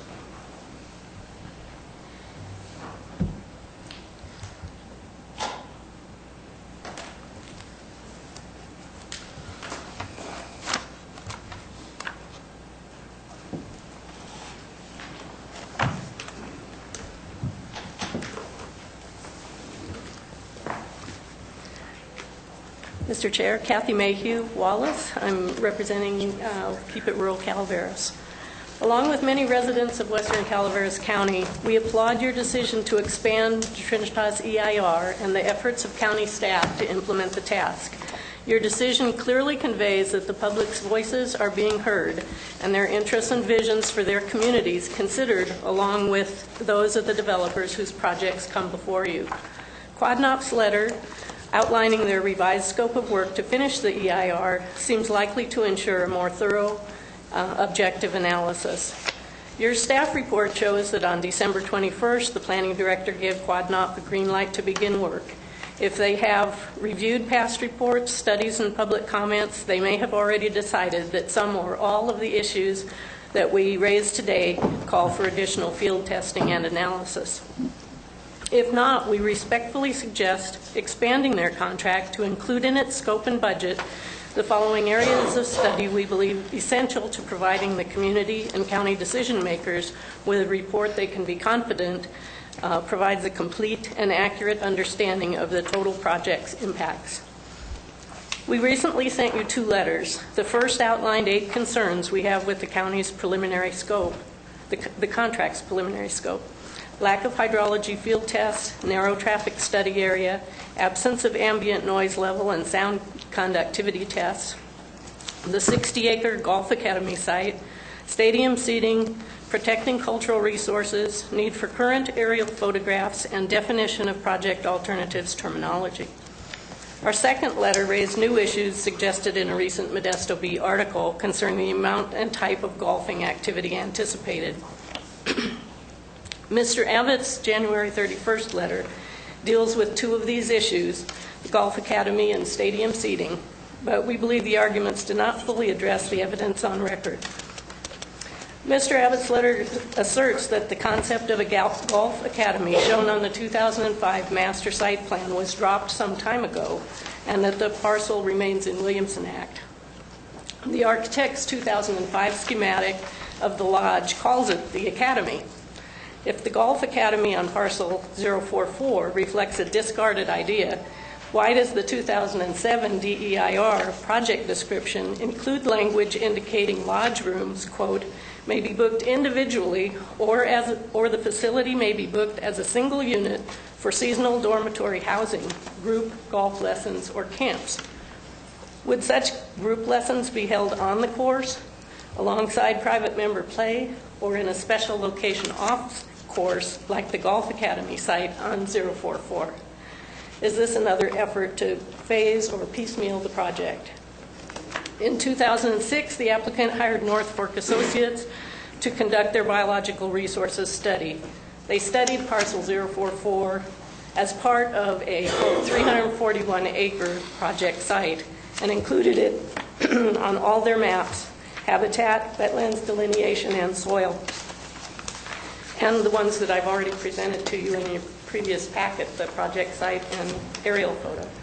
As shown on the 3 maps, including, this one is new in terms of what we've given you, the colorful TSTM that was in the DEIR. Groundwater is being taken, I should hold that up still. Groundwater is being taken from a 450 gallon per minute well on parcel 044, it's shown by the red line. And it's also shown on this, and and other maps that were part of the 2007 EIR. So that groundwater is being taken from that parcel through an 8-inch pipe into the pond on the project site and used to irrigate the golf course. We also know from aerial photographs that a 3.4 acre encroachment of the golf course into this parcel exists. So whether or not the Golf Academy is an intended future use of the property, it appears that several acres of the parcel and its water are already part of the project. As far as it being in the Williamson Act, so was the whole 041 and 042 parcels when the golf course was constructed. Stadium seating is the other concept the applicant's attorney contends was deleted in 2005, but the applicant's own website currently posts articles referencing his plans for stadium seating. Dana Nichols, may have left, wrote an article in January '06 that the 18th hole will finish in a natural bowl just below the clubhouse. Stadium seating will allow hundreds to view the action there. A May 2007 NCGA Golf Magazine article states, from the beginning, NEMI had a tournament course, a stadium course in mind. Stands are clearly shown on both of these maps, and these were not maps that came from the architect. These maps were produced in 2007 by the applicant's agent, Jeffries Engineering. And final note on the stands, CSERC Director John Buckley wrote in his initial comments on the draft EIR that in a site visit to the property, he asked Mr. Nemi about the stands and was told that he confirmed that he was considering bleacher systems in the area of the 18th green. If they represent a future use, we believe the potential impacts of the stands and their implied events should be included in the revised EIR. Water has been a big issue for us, just briefly. Since the impacts of the golf course construction are now being reviewed, there is no question that the effect of course irrigation and the water use of the rest of the project on surrounding wells and the aquifer must be analyzed. Quadnoff's proposed scope of work excludes field testing and proposes to use well log data to the extent available. We believe that what's really needed is outlined succinctly in a comment by another EIR commenter, an independent expert in the field of hydrology to do necessary pumping drawdown tests, geologic bores and water sample tests, and aquifer and hydrology studies. The EIR needs to assess the water supply, analyze the groundwater basin and aquifers, and prove that existing and proposed project wells would not negatively impact other wells in the area. Otherwise, our conclusion would be that the project could substantially deplete groundwater supplies and lower the local groundwater table levels. The contract should include a budget for this very important testing. The DEIR based its impact analysis on the maximum of 12,000 annual rounds of golf. A May 2007 article said NEMI only needs about 13,000 rounds to fit per year to fit his business model. It said that's roughly a third of what most courses would need to prosper. The Modesto B article we forwarded to you last week says the applicant now anticipates 18,000 rounds per year. Since there is nothing to prevent him from increasing play over time, and since he's now stating the course will be open for public play Friday through Sunday, we believe that the analysis of impacts of golfing activity and associated visits to the course should be based on no less than, quote, what most courses would need to prosper, or about 40,000 rounds. We respectfully ask that you consider suggesting Quadnoff modify their scope of work and budget as needed to include these important items. Where appropriate, the project description should be updated, beginning with the new notice of preparation. While my last point is not a contract or budget item, we just ask the consultant carefully define terminology used in the project alternatives section of the revised EIR. Terms such as public versus private play, private golf club, golfing facilities, and events must be spelled out explicitly to be sure the public, the planning commissioners, and ultimately you have the information needed to decide wisely on this project. Thank you for your consideration. Thank you. Is there further public comment, again, specifically relating to the scope or nature of the contract being proposed and the minute orders before us? Yes, Mr. Chairman, members of the board, William Abbott, 2100 21st Street in Sacramento, for the applicant. I believe you have a copy of a letter we submitted. It was referred to by the prior speaker. First of all, thank you for the continuance. I was sitting with another board of supervisors a couple weeks ago and couldn't be two places at once, so I appreciate the board's willingness to continue the item. I hate to think that the other place was the better offer, however. Well, it's just a client. You can talk to the Butte County Board or Yuba County Board of Supervisors. The question at hand is certainly we request the board approve the two contracts and the budget transfer. There's a number of issues that have been addressed in correspondence and testimony to the board. And my recommendation there is that I think that some of those are worthy, but they all need to be forwarded to your EIR consultant. They've been in the business for 30 years. They know what's required by the California Environmental Quality Act, and I think the consultants and staff will refine the scope of work as appropriate. And I think Mr. Sullivan's comment was very much on point. He indicated that, in all likelihood, the scope of contract may change over time to respond to issues. And you know what? That is true with every single EIR. When you start the EIR process, you don't know in advance. Let's put it this way. With 30 years experience, I've never known in advance every single issue that's going to come up. And because of that unknown, it requires the staff and the consultant to adjust the scope of work and the scope of the analysis to fit the relevant circumstances. So I think what's happened here is no different than really what happens with every other EIR contract. Just wanted to briefly address two of the technical points on the scope of work, but this is why I think they all ought to be forwarded to the consultant. The adjacent 60 acres was at one time considered to be part of the proposal. It's in Williamson Act. We've dropped it. There's a very good reason why our biological reports include that analysis, and it has nothing to do with the California Environmental Quality Act.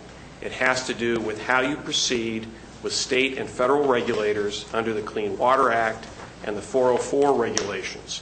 And what the feds require you to do is physically expand the analysis in many circumstances. And again, we sat down with North Fork Associates, who have many, many years of experience of submitting required documents, and they said, we think professionally you need to include the adjacent 60 acres even though it's not part of your project, because there's similar ownerships that are out there. So those maps are in there for a reason other than secret.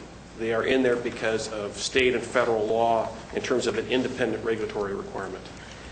We've talked about that. We've heard testimony on the issue of the number of rounds. We've been consistent. Our correspondence as of December to the staff, and again last week, is we capped the rounds at 12,000. That's inclusive of all forms of play. So it's a cap of 12,000. Other than that, I think the other issues really are best addressed in terms of the consultant's analysis, and they can we're outside of that process. They will interact with your staff and come up with what they think professionally is the best way to proceed under the EIR contract. And be happy to answer any questions. Again, thank you for the continuance and recommend approval. Thank you. Thank you. Are there any other members of the public wishing to speak? Yes, Mark Conley, 121 East 11th Street, on behalf of Keep It Rural Calaveras. I just want to respond to Mr. Abbott's comments. Basically, it's narrowed down to three issues as I see it. I want to address the ones he's addressed. The 60-acre issue, the water testing issue, and the amount of play. And these issues, there is overlap between the scope of the EIR that should be considered by the consultant. But I think what we want to avoid is the situation where we go through the process, there's a scoping hearing, the EIR consultant takes a certain route, comes back to you, and we go through the same process again of finding out that there should have been things considered in the EIR that weren't considered because we followed the normal process. That's what we're trying to shortcut. And as to those three issues, the 60-acre additional golf academy may in fact be considered, the consultant may consider that that is appropriate to consider as either a growth-inducing impact. He may consider that's appropriate there. But what we're saying is that needs to be considered as part of the project, and your contract may therefore have to reflect that up front. It's not just that it may be a conversion of an additional 60 acres later on. It may not be that there is a water impact because water is being taken from adjacent property. Those are all appropriate scoping issues in the EIR. The question that we're raising is that 60 acres is actually part of this project. It's a foreseeable part of the project. The project is being phased now. The developer is coming back and saying, well, originally it was a 340-odd acre project. It's not really that anymore. We want to reduce it down. And that's basically what you're also being told in the scope of play. The purpose of the EIR is to tell you what the potential adverse impacts are. The developer could easily come in and increase the amount of play after the golf course is built. There's nothing to prevent him from doing that. The EIR's purpose is to consider the potential adverse impacts of the project. You have to assume that a golf course is going to be financially feasible, that it's going to operate at a financially feasible level. That's what the EIR has to consider. Our concern at this stage, again, is that your contract, your consultant is going to have to come back and say, we need additional money. This wasn't within the original scope of our contract. The developer at that point is going to come back and say, wait a minute, we went through this process, you didn't expand at that time and object, and that's what we're trying to avoid now. Now, water's the same issue. At the original hearings, it was identified there really needs to be testing of wells. That doesn't appear to be something that is designated here at this time in the contract. We're just trying to avoid the process that and the developer will be the first one to raise the issue that, look, we've taken a whole year and we've lost all this time. I think as to those three issues in particular, it's a scoping issue as part of the contract, not just, let me rephrase that, it's an issue as a part of the contract and what should be in the EIR and what's the project, not just what should be considered in the EIR as impacts, which is a scoping issue. So that's what we're raising now. Thank you. Thank you. Are there other comments from the public?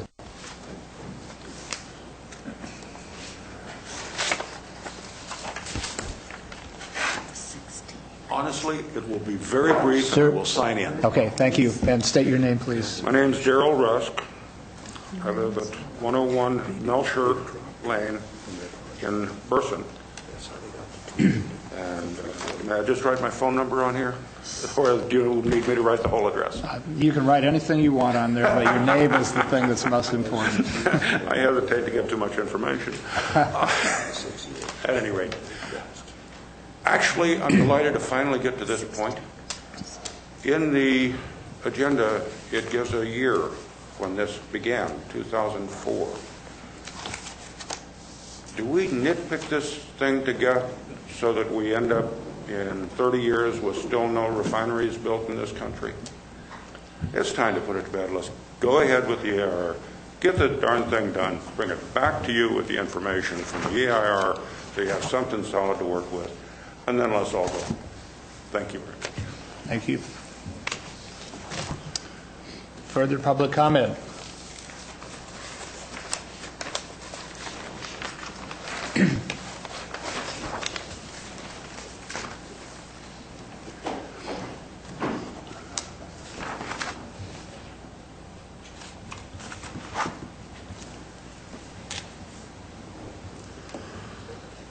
Hi.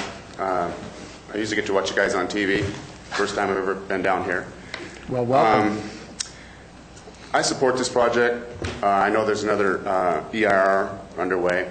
I think that we need to consider the lake levels around here, that they're all half empty right now. You can see the islands out in Comanche. The lake levels can create water pressures that keep the aquifers flowing. Mr. Nemi really has no control over those things. So the EIR needs to consider that. Golf courses, they don't need water in the wintertime. I think the EIR needs to consider that as well. Mr. Nemi could easily put in grapes or agricultural crops on his property. I think the EIR needs to consider what the uses of water would be for those projects versus his projects. I think the EIR needs to also consider that we're preserving open spaces here, oak trees. I just think that we need to consider that. And frankly, from watching what's been going on, I don't think that anybody's going to be happy with the EIR especially the opposition. I think that it comes out positive for Mr. Nemi. It's all going to be objected to anyway, so I appreciate your time. Thank you. Thank you. Are there any other comments from the public on item number 15? Good morning, Board. I'm Julie Moore. I live within several miles of this project, so and I've lived there for coming on 18 years. So I know a lot of the concerns with the water and whatnot. I'm not going to get into those. My point is, I believe that with the contract with Quadnoff, we need to leave it in the hands of the professional. Let them bring these items back. I think by nitpicking little items that need to be added or removed, they are the professionals. We've been through this process many times on other projects, and I just ask that you go ahead and approve the three before you now, and with the budget of transferring as well, and let them bring those concerns back for further evaluation and public comment. Thank you. Thank you. Any further public comment on item 15? Seeing none, I bring it back to the board. Are there questions for staff? And also, is there a staff response to things raised?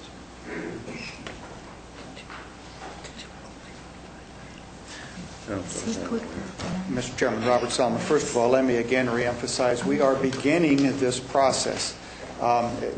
We are taking notice of all of the issues that have been raised, just as we would at a time of a formal circulation for review and comment. In order to prepare this document, adjustments will have to be made with the consultant. The problem is not the contract. The contract will be amended as is necessary in order to prepare for this county a legally defensible environmental impact report.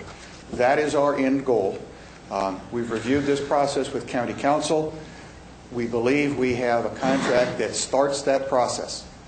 Again, it is not the final conclusion of where we are when we're done. It is the beginning of this process. We are taking note of all of these comments just as we would any other written comment or concern. They're going to be addressed. Ultimately, every comment is going to have to be addressed. So this contract does not foreclose that. In fact, our contract requires that they all be addressed. So I guess my request is that the board move forward. Let us get this process started so we can begin the process of putting the final parameters on this EIR relative to the full project descriptions, it's reviewed, the alternatives, and so on, and get the process moving. So unless you have other specific questions. Are there questions from the board? Yes. Bill? Yeah, actually, I agree with staff's recommendation. This is a process, and the process has to be initiated, and we'll go forward, and probably the scope will change more than one time as the process goes forward. But my question is with regard to the funding here, the actual numbers. I'm not quite sure I understand, Mr. Selman. Between the original, we've got a figure of 122,000 and some change in the minute order from January 22nd. We've got today 245,000 and some change, and then a deposit of 44,000. I'm not quite sure I'm following. I think this was commented upon earlier by Mr. Selman in a way that I didn't understand. Can we try again on this? Okay. We have two contracts. Okay. Each of them is for the $122,000. So perhaps this is the way the auditor does with it. There is a contract to pay us $122,000 and a contract to pay the consultants $122,000. Now, I'm simple. I would think in terms of a checkbook. I've got a deposit of cash to pay for something, and I've got a contract to actually do it, and it's still $122,000 total. But apparently the auditors have different ways of dealing with it, which is fine. So apparently that's the difference. We are working, the $40,000 is a partial deposit already on file with the county. We will have the full amount before the chair signs the contract. So you're saying they're paying the consultant the $122,000 in addition to paying the county $122,000 also? Okay. I guess if I could try to clarify this, what we have before us is a budget transfer. Correct. Of a specific amount. Correct. We also have a contract with a specific amount. The two are different, as you say, for accounting purposes, but I'm very curious about exactly what we're transferring so that all of us can understand the discrepancies between the two numbers. Okay, apparently... They should add up. As I understand this, and anybody can help me with this that wants to, if anybody from the auditor's office is listening, you might want to come on over. Every time we do these kinds of contracts that are independently funded, normally they're outside of the budget process. That is, at the time of the budget, we don't anticipate we're going to have, this sort of a contract. So I have been told that after or as we are anticipating one of these contracts, we need to actually add in the full amount of the contracts and the revenue supporting them into our budgets. Okay? There is no county dollars involved in this contract in the sense that we're not asking any general fund to be used. We have a contract for $120,000 plus to have the county prepare an environmental impact report that in fact meets the requirements of SEQA.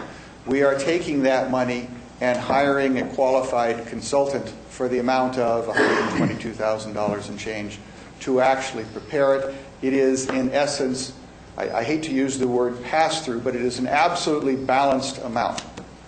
So the auditors have instructed us to do the transfer in this amount. That's what we're doing, and that's all. That's the way I understand it. Bill, are you satisfied with that your questions have been answered? It seems to me there's only $122,000 that is involved in this entire process, but that's not the way it looks on paper. I'm sorry. We're dealing basically with the amount of $122,000. Correct. All right. Correct. Okay. Forgive us for that total confusion. Thank you. Other questions? Mr. Selman, isn't it true, in fact, though, that we were here some months ago and we were talking about a contract for an EIR that was about $95,000 to $98,000, as I recall. And then we said, wait a minute, there are other considerations here. We need to go back and talk about going back to the baseline that considered not having the golf course in place. Now, my recollection tells me that there's the $95,000 original is still on the table, and the applicant has deposited $44,000 as a deposit against that amount. I think I'm right that the actual cost of the EIR on this project will be a total of $95 plus the $122. That's not correct? Okay. So it's a total the total of amount of the contract, since this is an amendment, is now $122,000. Okay, so what has happened here is that we've gone from 95 up to 122, and that includes the new scope. Okay.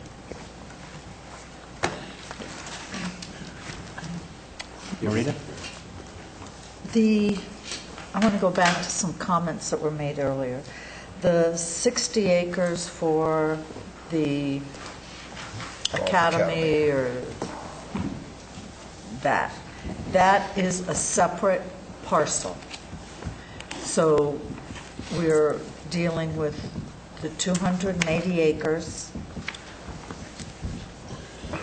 net the 60, but the 60 is a separate parcel. It's not, it might be contiguous, but if that's ever developed, we start the process again. That parcel is not part of the current application at all. It is a separate parcel. Yes, it's a separate legal parcel as well. So I know the question was that should be considered, but we've had many projects before us, and if a developer or subdivider chooses to leave some of it off, we don't ask them to consider it unless that's part of what they're proposing. So in essence, I have to go, and I'm not saying I'm going on good faith, because I'm not. I'm going on, they're submitting a project for 280, not 280 and maybe a 60. The water testing is an issue that I think the county is extremely sensitive to. That was part of what our decision was based on for projects, and it came out of this area, not just this project, but others. The amount of play could increase.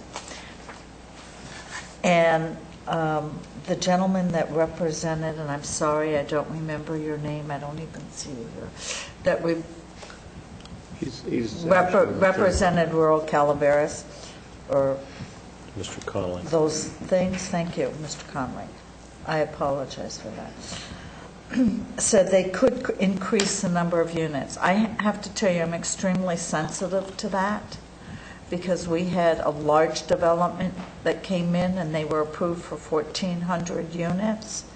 That's what the EIR stated, and then they came in the back door and added up to 2,200 units, and they did not have to do an EIR for the balance of that, and that was approved by this board, minus my vote.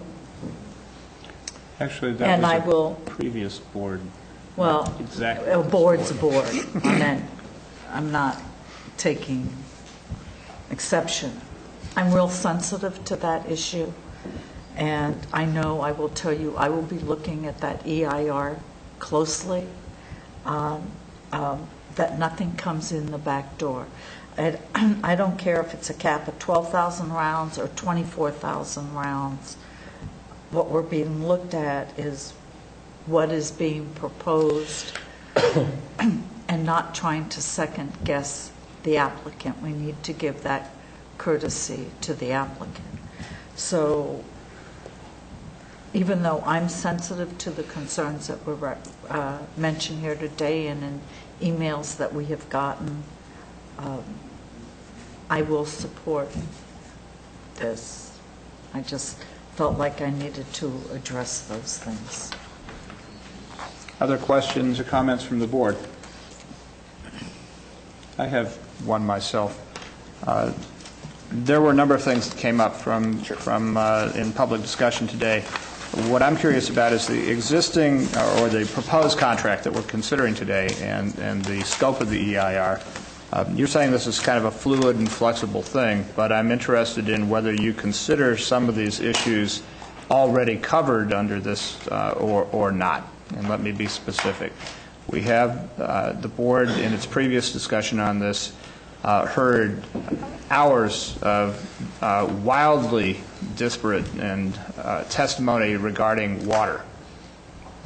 Even from our own staff, there were many people who said there were questions that they couldn't answer, and that we were dealing with speculation on one of the premier issues that we're going to need to consider. How are we dealing with that in our current view of it? There were questions of whether there was an aquifer involved. Where in that aquifer were we? If you take certain numbers of gallons out of that in a certain place, does it affect surrounding well production or not? I'm interested in the science. I had stated before that I was interested in the science of that, and I am looking for the EIR to enlighten us on that topic. Do you feel that this scope gives us the kinds of answers required for us to make a reasonable and public interest judgment on the proposal that will come before us? The scope includes hydrology studies. Whether a particular line item is sufficient, that I can't tell you, obviously. It's going to depend upon what the qualified hydrologist determines. We happen to be working in this area on other matters. We have what we feel is an extremely qualified consultant who has done, in staff's opinion, a very good job of the analysis that is required. Depending upon what the conclusions of that consultant would be, we may require additional work, we may not. And that's, if you'll forgive the expression, that's the somewhat fluid nature of this particular section. I mean, I can't tell you that we need to drill a well someplace a qualified hydrologist will tell us whether there is enough legal information currently existing to support the conclusions they're going to make. If there isn't, they're going to tell us what it takes to get enough information to provide the guidance we need. And if that takes a contract change, we'll bring back a contract change. So the idea of the hydrology is not something new. I mean, we recognize that's a primary concern in this particular area, not just with this project, but generally. So we are being very careful to make sure that we have addressed it. Does this contract absolutely cover the full amount? I couldn't guarantee you that if I had to. But the requirement is that we have enough information to satisfy legal counsel and your board that we have sufficient legally defensible information for you to make a judgment on. If it takes more contract work, we'll do more contract work. And the second issue that I wanted to see how this, what agreements are before us would help enlighten us on is the question of exactly what we wanted a baseline that was altered from the previous considerations. And I suppose that part of this has to do with what our anticipated level of use would be in order to determine potential impacts. We now see that there are various presentations of this. We have press reports, which I never take, anybody who's going to, no offense to the press here, but that's not how I like to take my input. But I am interested in being very clear on what exactly we're expecting, what is a reasonable expectation for what makes a viable golf course, what level of volume for this facility will at least make it a successful venture, and base it on that. I don't know what the answer to that would be, but I see 12,000, 13,000, 17,000, 18,000, and one other figure, 40,000, which have all come in.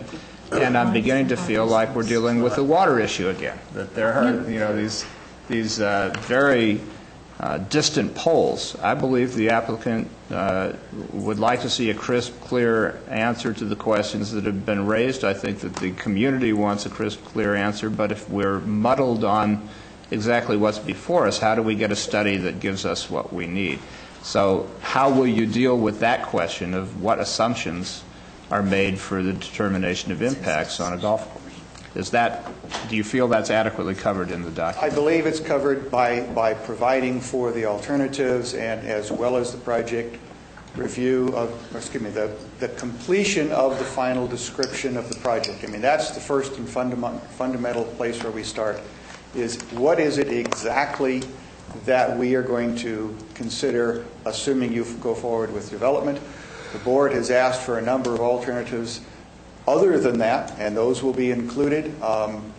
We'll refine those again as we move through it, and if staff feels that we aren't achieving your goals, we'll come back and talk to you about it before we finalize those.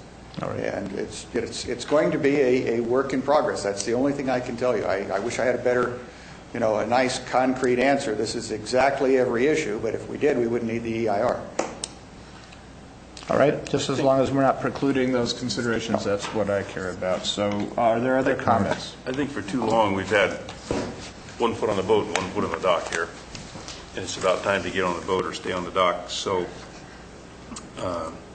I am comfortable leaving this in the hands of the professionals, as been suggested here. I too am interested in the science. I think the scientists should go to work on this, and we need to start. The document provided last September from Quadnoff talks about all of these issues being not set in concrete, and as we progress through this process, and it is a process, more questions may come up and may alter, but they have here the scope and budget for the final EIR preparation, and they have identified 5 tasks in there and given a budget for those 5 tasks, and they've also very clearly stated that if additional work is deemed necessary as a result of this process, then they will have to negotiate for that work. And so at this point, I think we need to go forward and let the process work. I am convinced that the professionals, the consultant, Quadnoff, the North Fork Association, the Katie Anderson, and the hydrology people are the professionals, and all the questions that we've asked here today need to be asked to those people, and I'm confident they're going to respond to them probably more than once. So I'd like to make the motion if we're ready to. Go ahead. Everybody done speaking? Okay. We have, Mr. Solomon, we have a motion for 2-minute orders, is that correct? Contract with the NEMIs with regard to the financing and the contract with Quadnoff? That's correct, Mr. For 2-minute orders, and for the motion included in that would be the motion for the budget transfer to accomplish this? That's correct. You can either do it in 3 motions or one, whichever you prefer. If you do one, I do need a 4/5 vote because the transfer does require a 4/5 vote. Is there any member of the board that wishes to separate any of these issues? Then let's consider them concurrently. Okay. That's my motion. Second. Any discussion? All in favor? Aye. Aye. Opposed? 5-0. Thank you, Mr. Chairman. Madeline? We now spoke from rural Calaveras. Is he an attorney? I don't know. Did they retain an attorney? Yes, he is. Huh? He is. They've already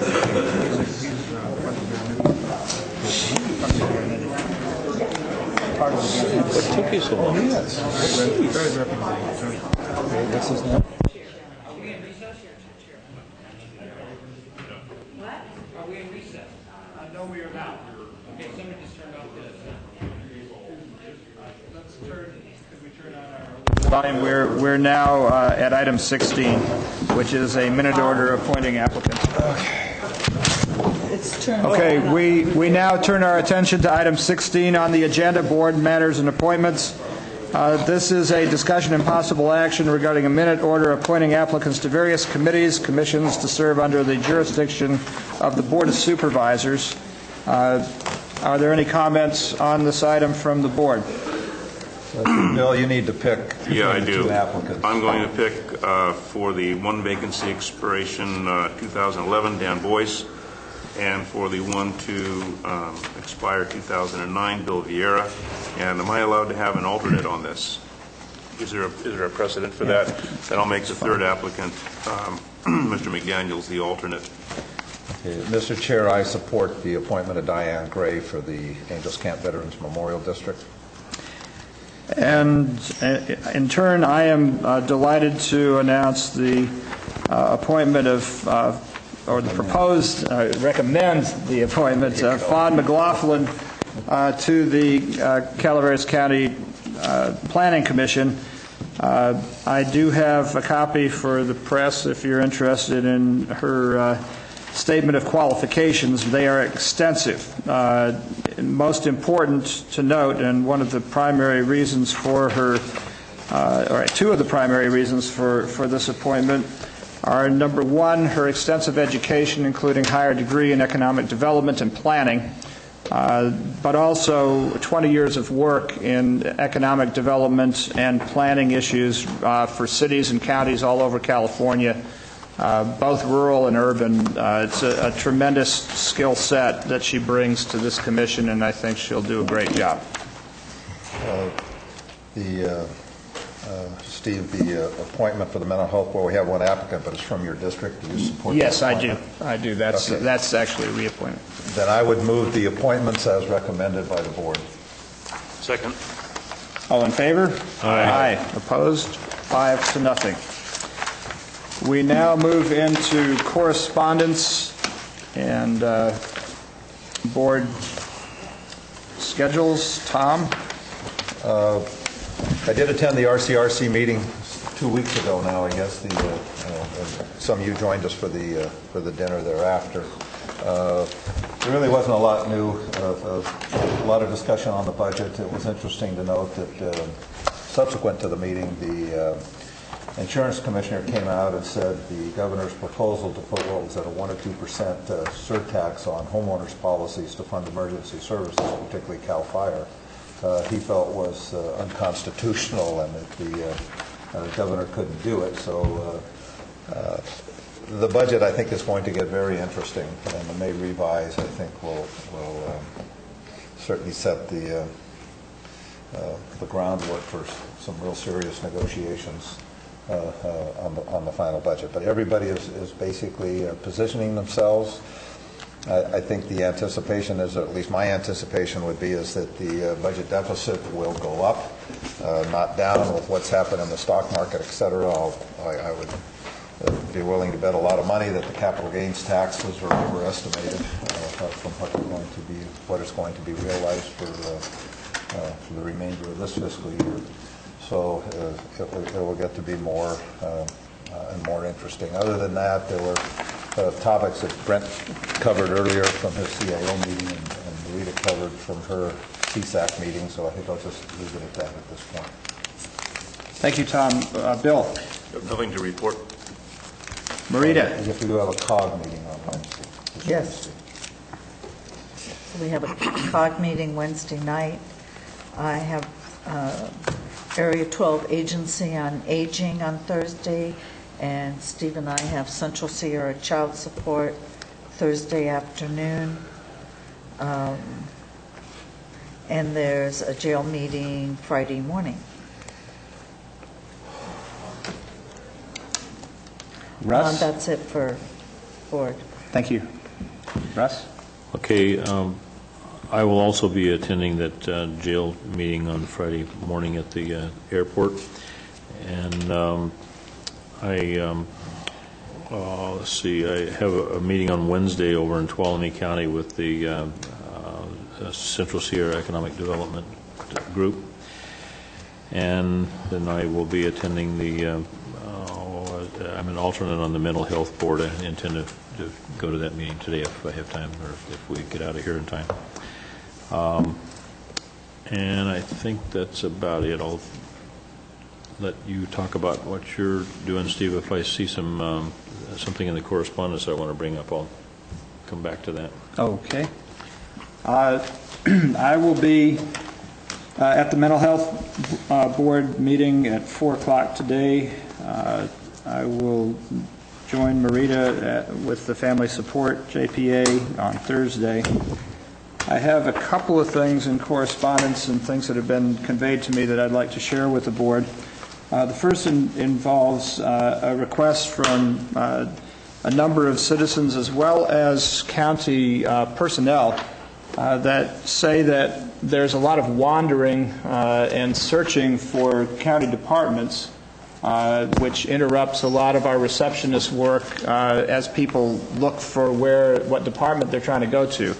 Part of the reason, they say, is because we haven't put signs or a county map in places where people would help locate, and I believe we're losing, at least in a couple of departments, considerable productivity from people who face continuous interruptions from the wandering public.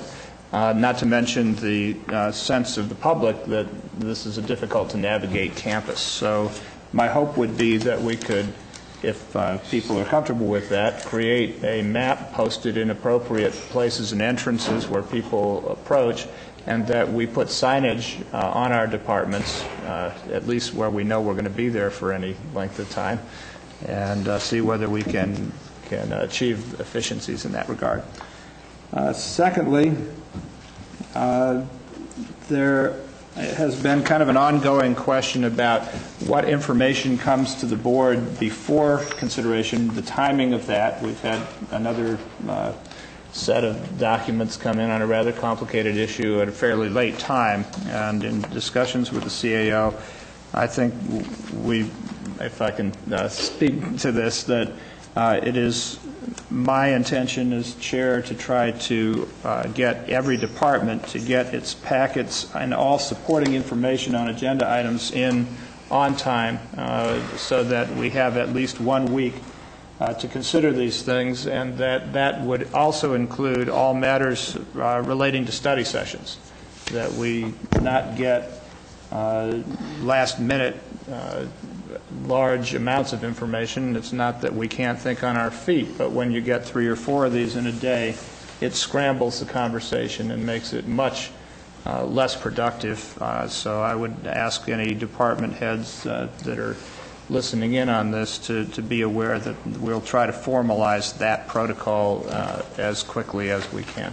While you're talking about that, Steve, I don't want EIRs or those kinds of documents a week ahead of time, like we had at our last meeting. It was, yes. I don't know if it was Bill or whoever said, we had 4 inches a lot of information. Stuff, and that's not fair to the applicant or the public or to us. I agree with that, and I think that what I was just referring to was standard items, but there have been some enormous projects and some very thick packets, and I would also like to see whether we might, in response to both Bill and Marita's requests, find a way to have advance awareness when something's going to be, say a foot thick or even 4 inches. It's very nice to have more than a few hours or a couple of days to try to get the reading in. So on especially large projects, I think a minimum should be at least 2 weeks, and in some cases even more. Large, controversial, yes, difficult, fascinating. Unusually twisted. Unusually twisted. All right. Is there any concern in the board around that? Does that seem to reflect I the mean, wishes? I totally support that, and I think all of us do. I mean, there are times I don't want to be locked in. What happened yesterday with the letter on Trinitas, I said if I didn't have it by yesterday morning, I was voting no. And I got it yesterday. We know how to influence morning. your vote. Yeah, that's right. Just bring it late. Bring it late, I'll vote no. But I meant, it's just, I agree with you, but we need to be respectful. Sometimes that happens. Yes. I just don't want But it we want to as minimize force. it. Right, and I don't want this. We want a real effort to minimize that. I mean, there will be exceptions. There always are.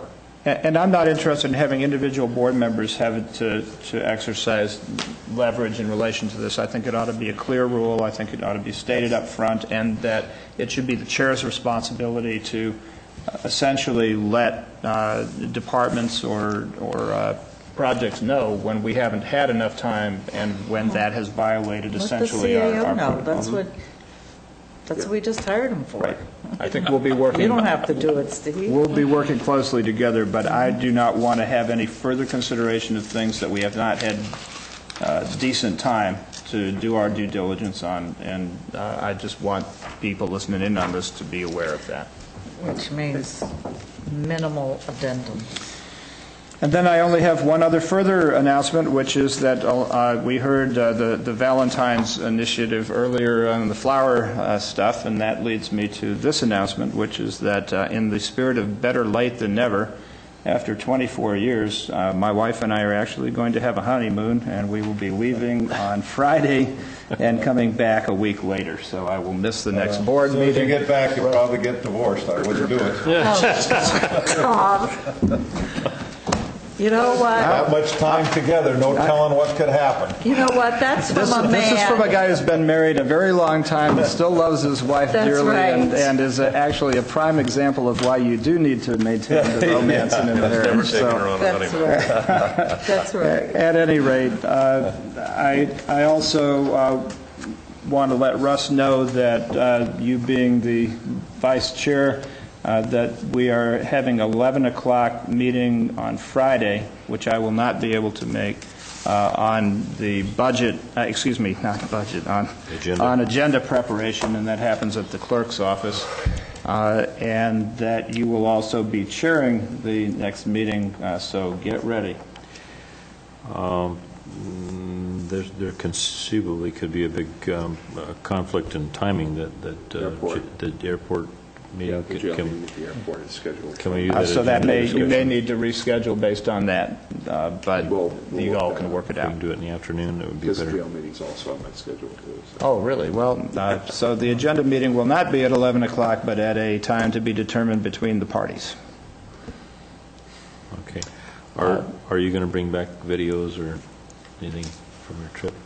It's his honeymoon, Ross. We don't need to know that much. I really don't, yeah. There must be a right to privacy in there somewhere. At any rate, do we have any reports from the administration? Well, it's been a busy first couple of weeks on the job. I've had the opportunity to meet with most of the elected officials, including the assessor, the treasurer, the auditor controller, sheriff, the district attorney, many of the appointed department heads. Had a tour of the jail, which hopefully won't be much further occasion for. How do you like our accommodations? The old Gray Bar Hotel? I'm not planning on checking in anytime soon. And it's been a good exposure to many aspects of the county. I've enjoyed the people I've met. Everybody's been extremely friendly and welcoming, and I look forward to that continuing. Great. Jim?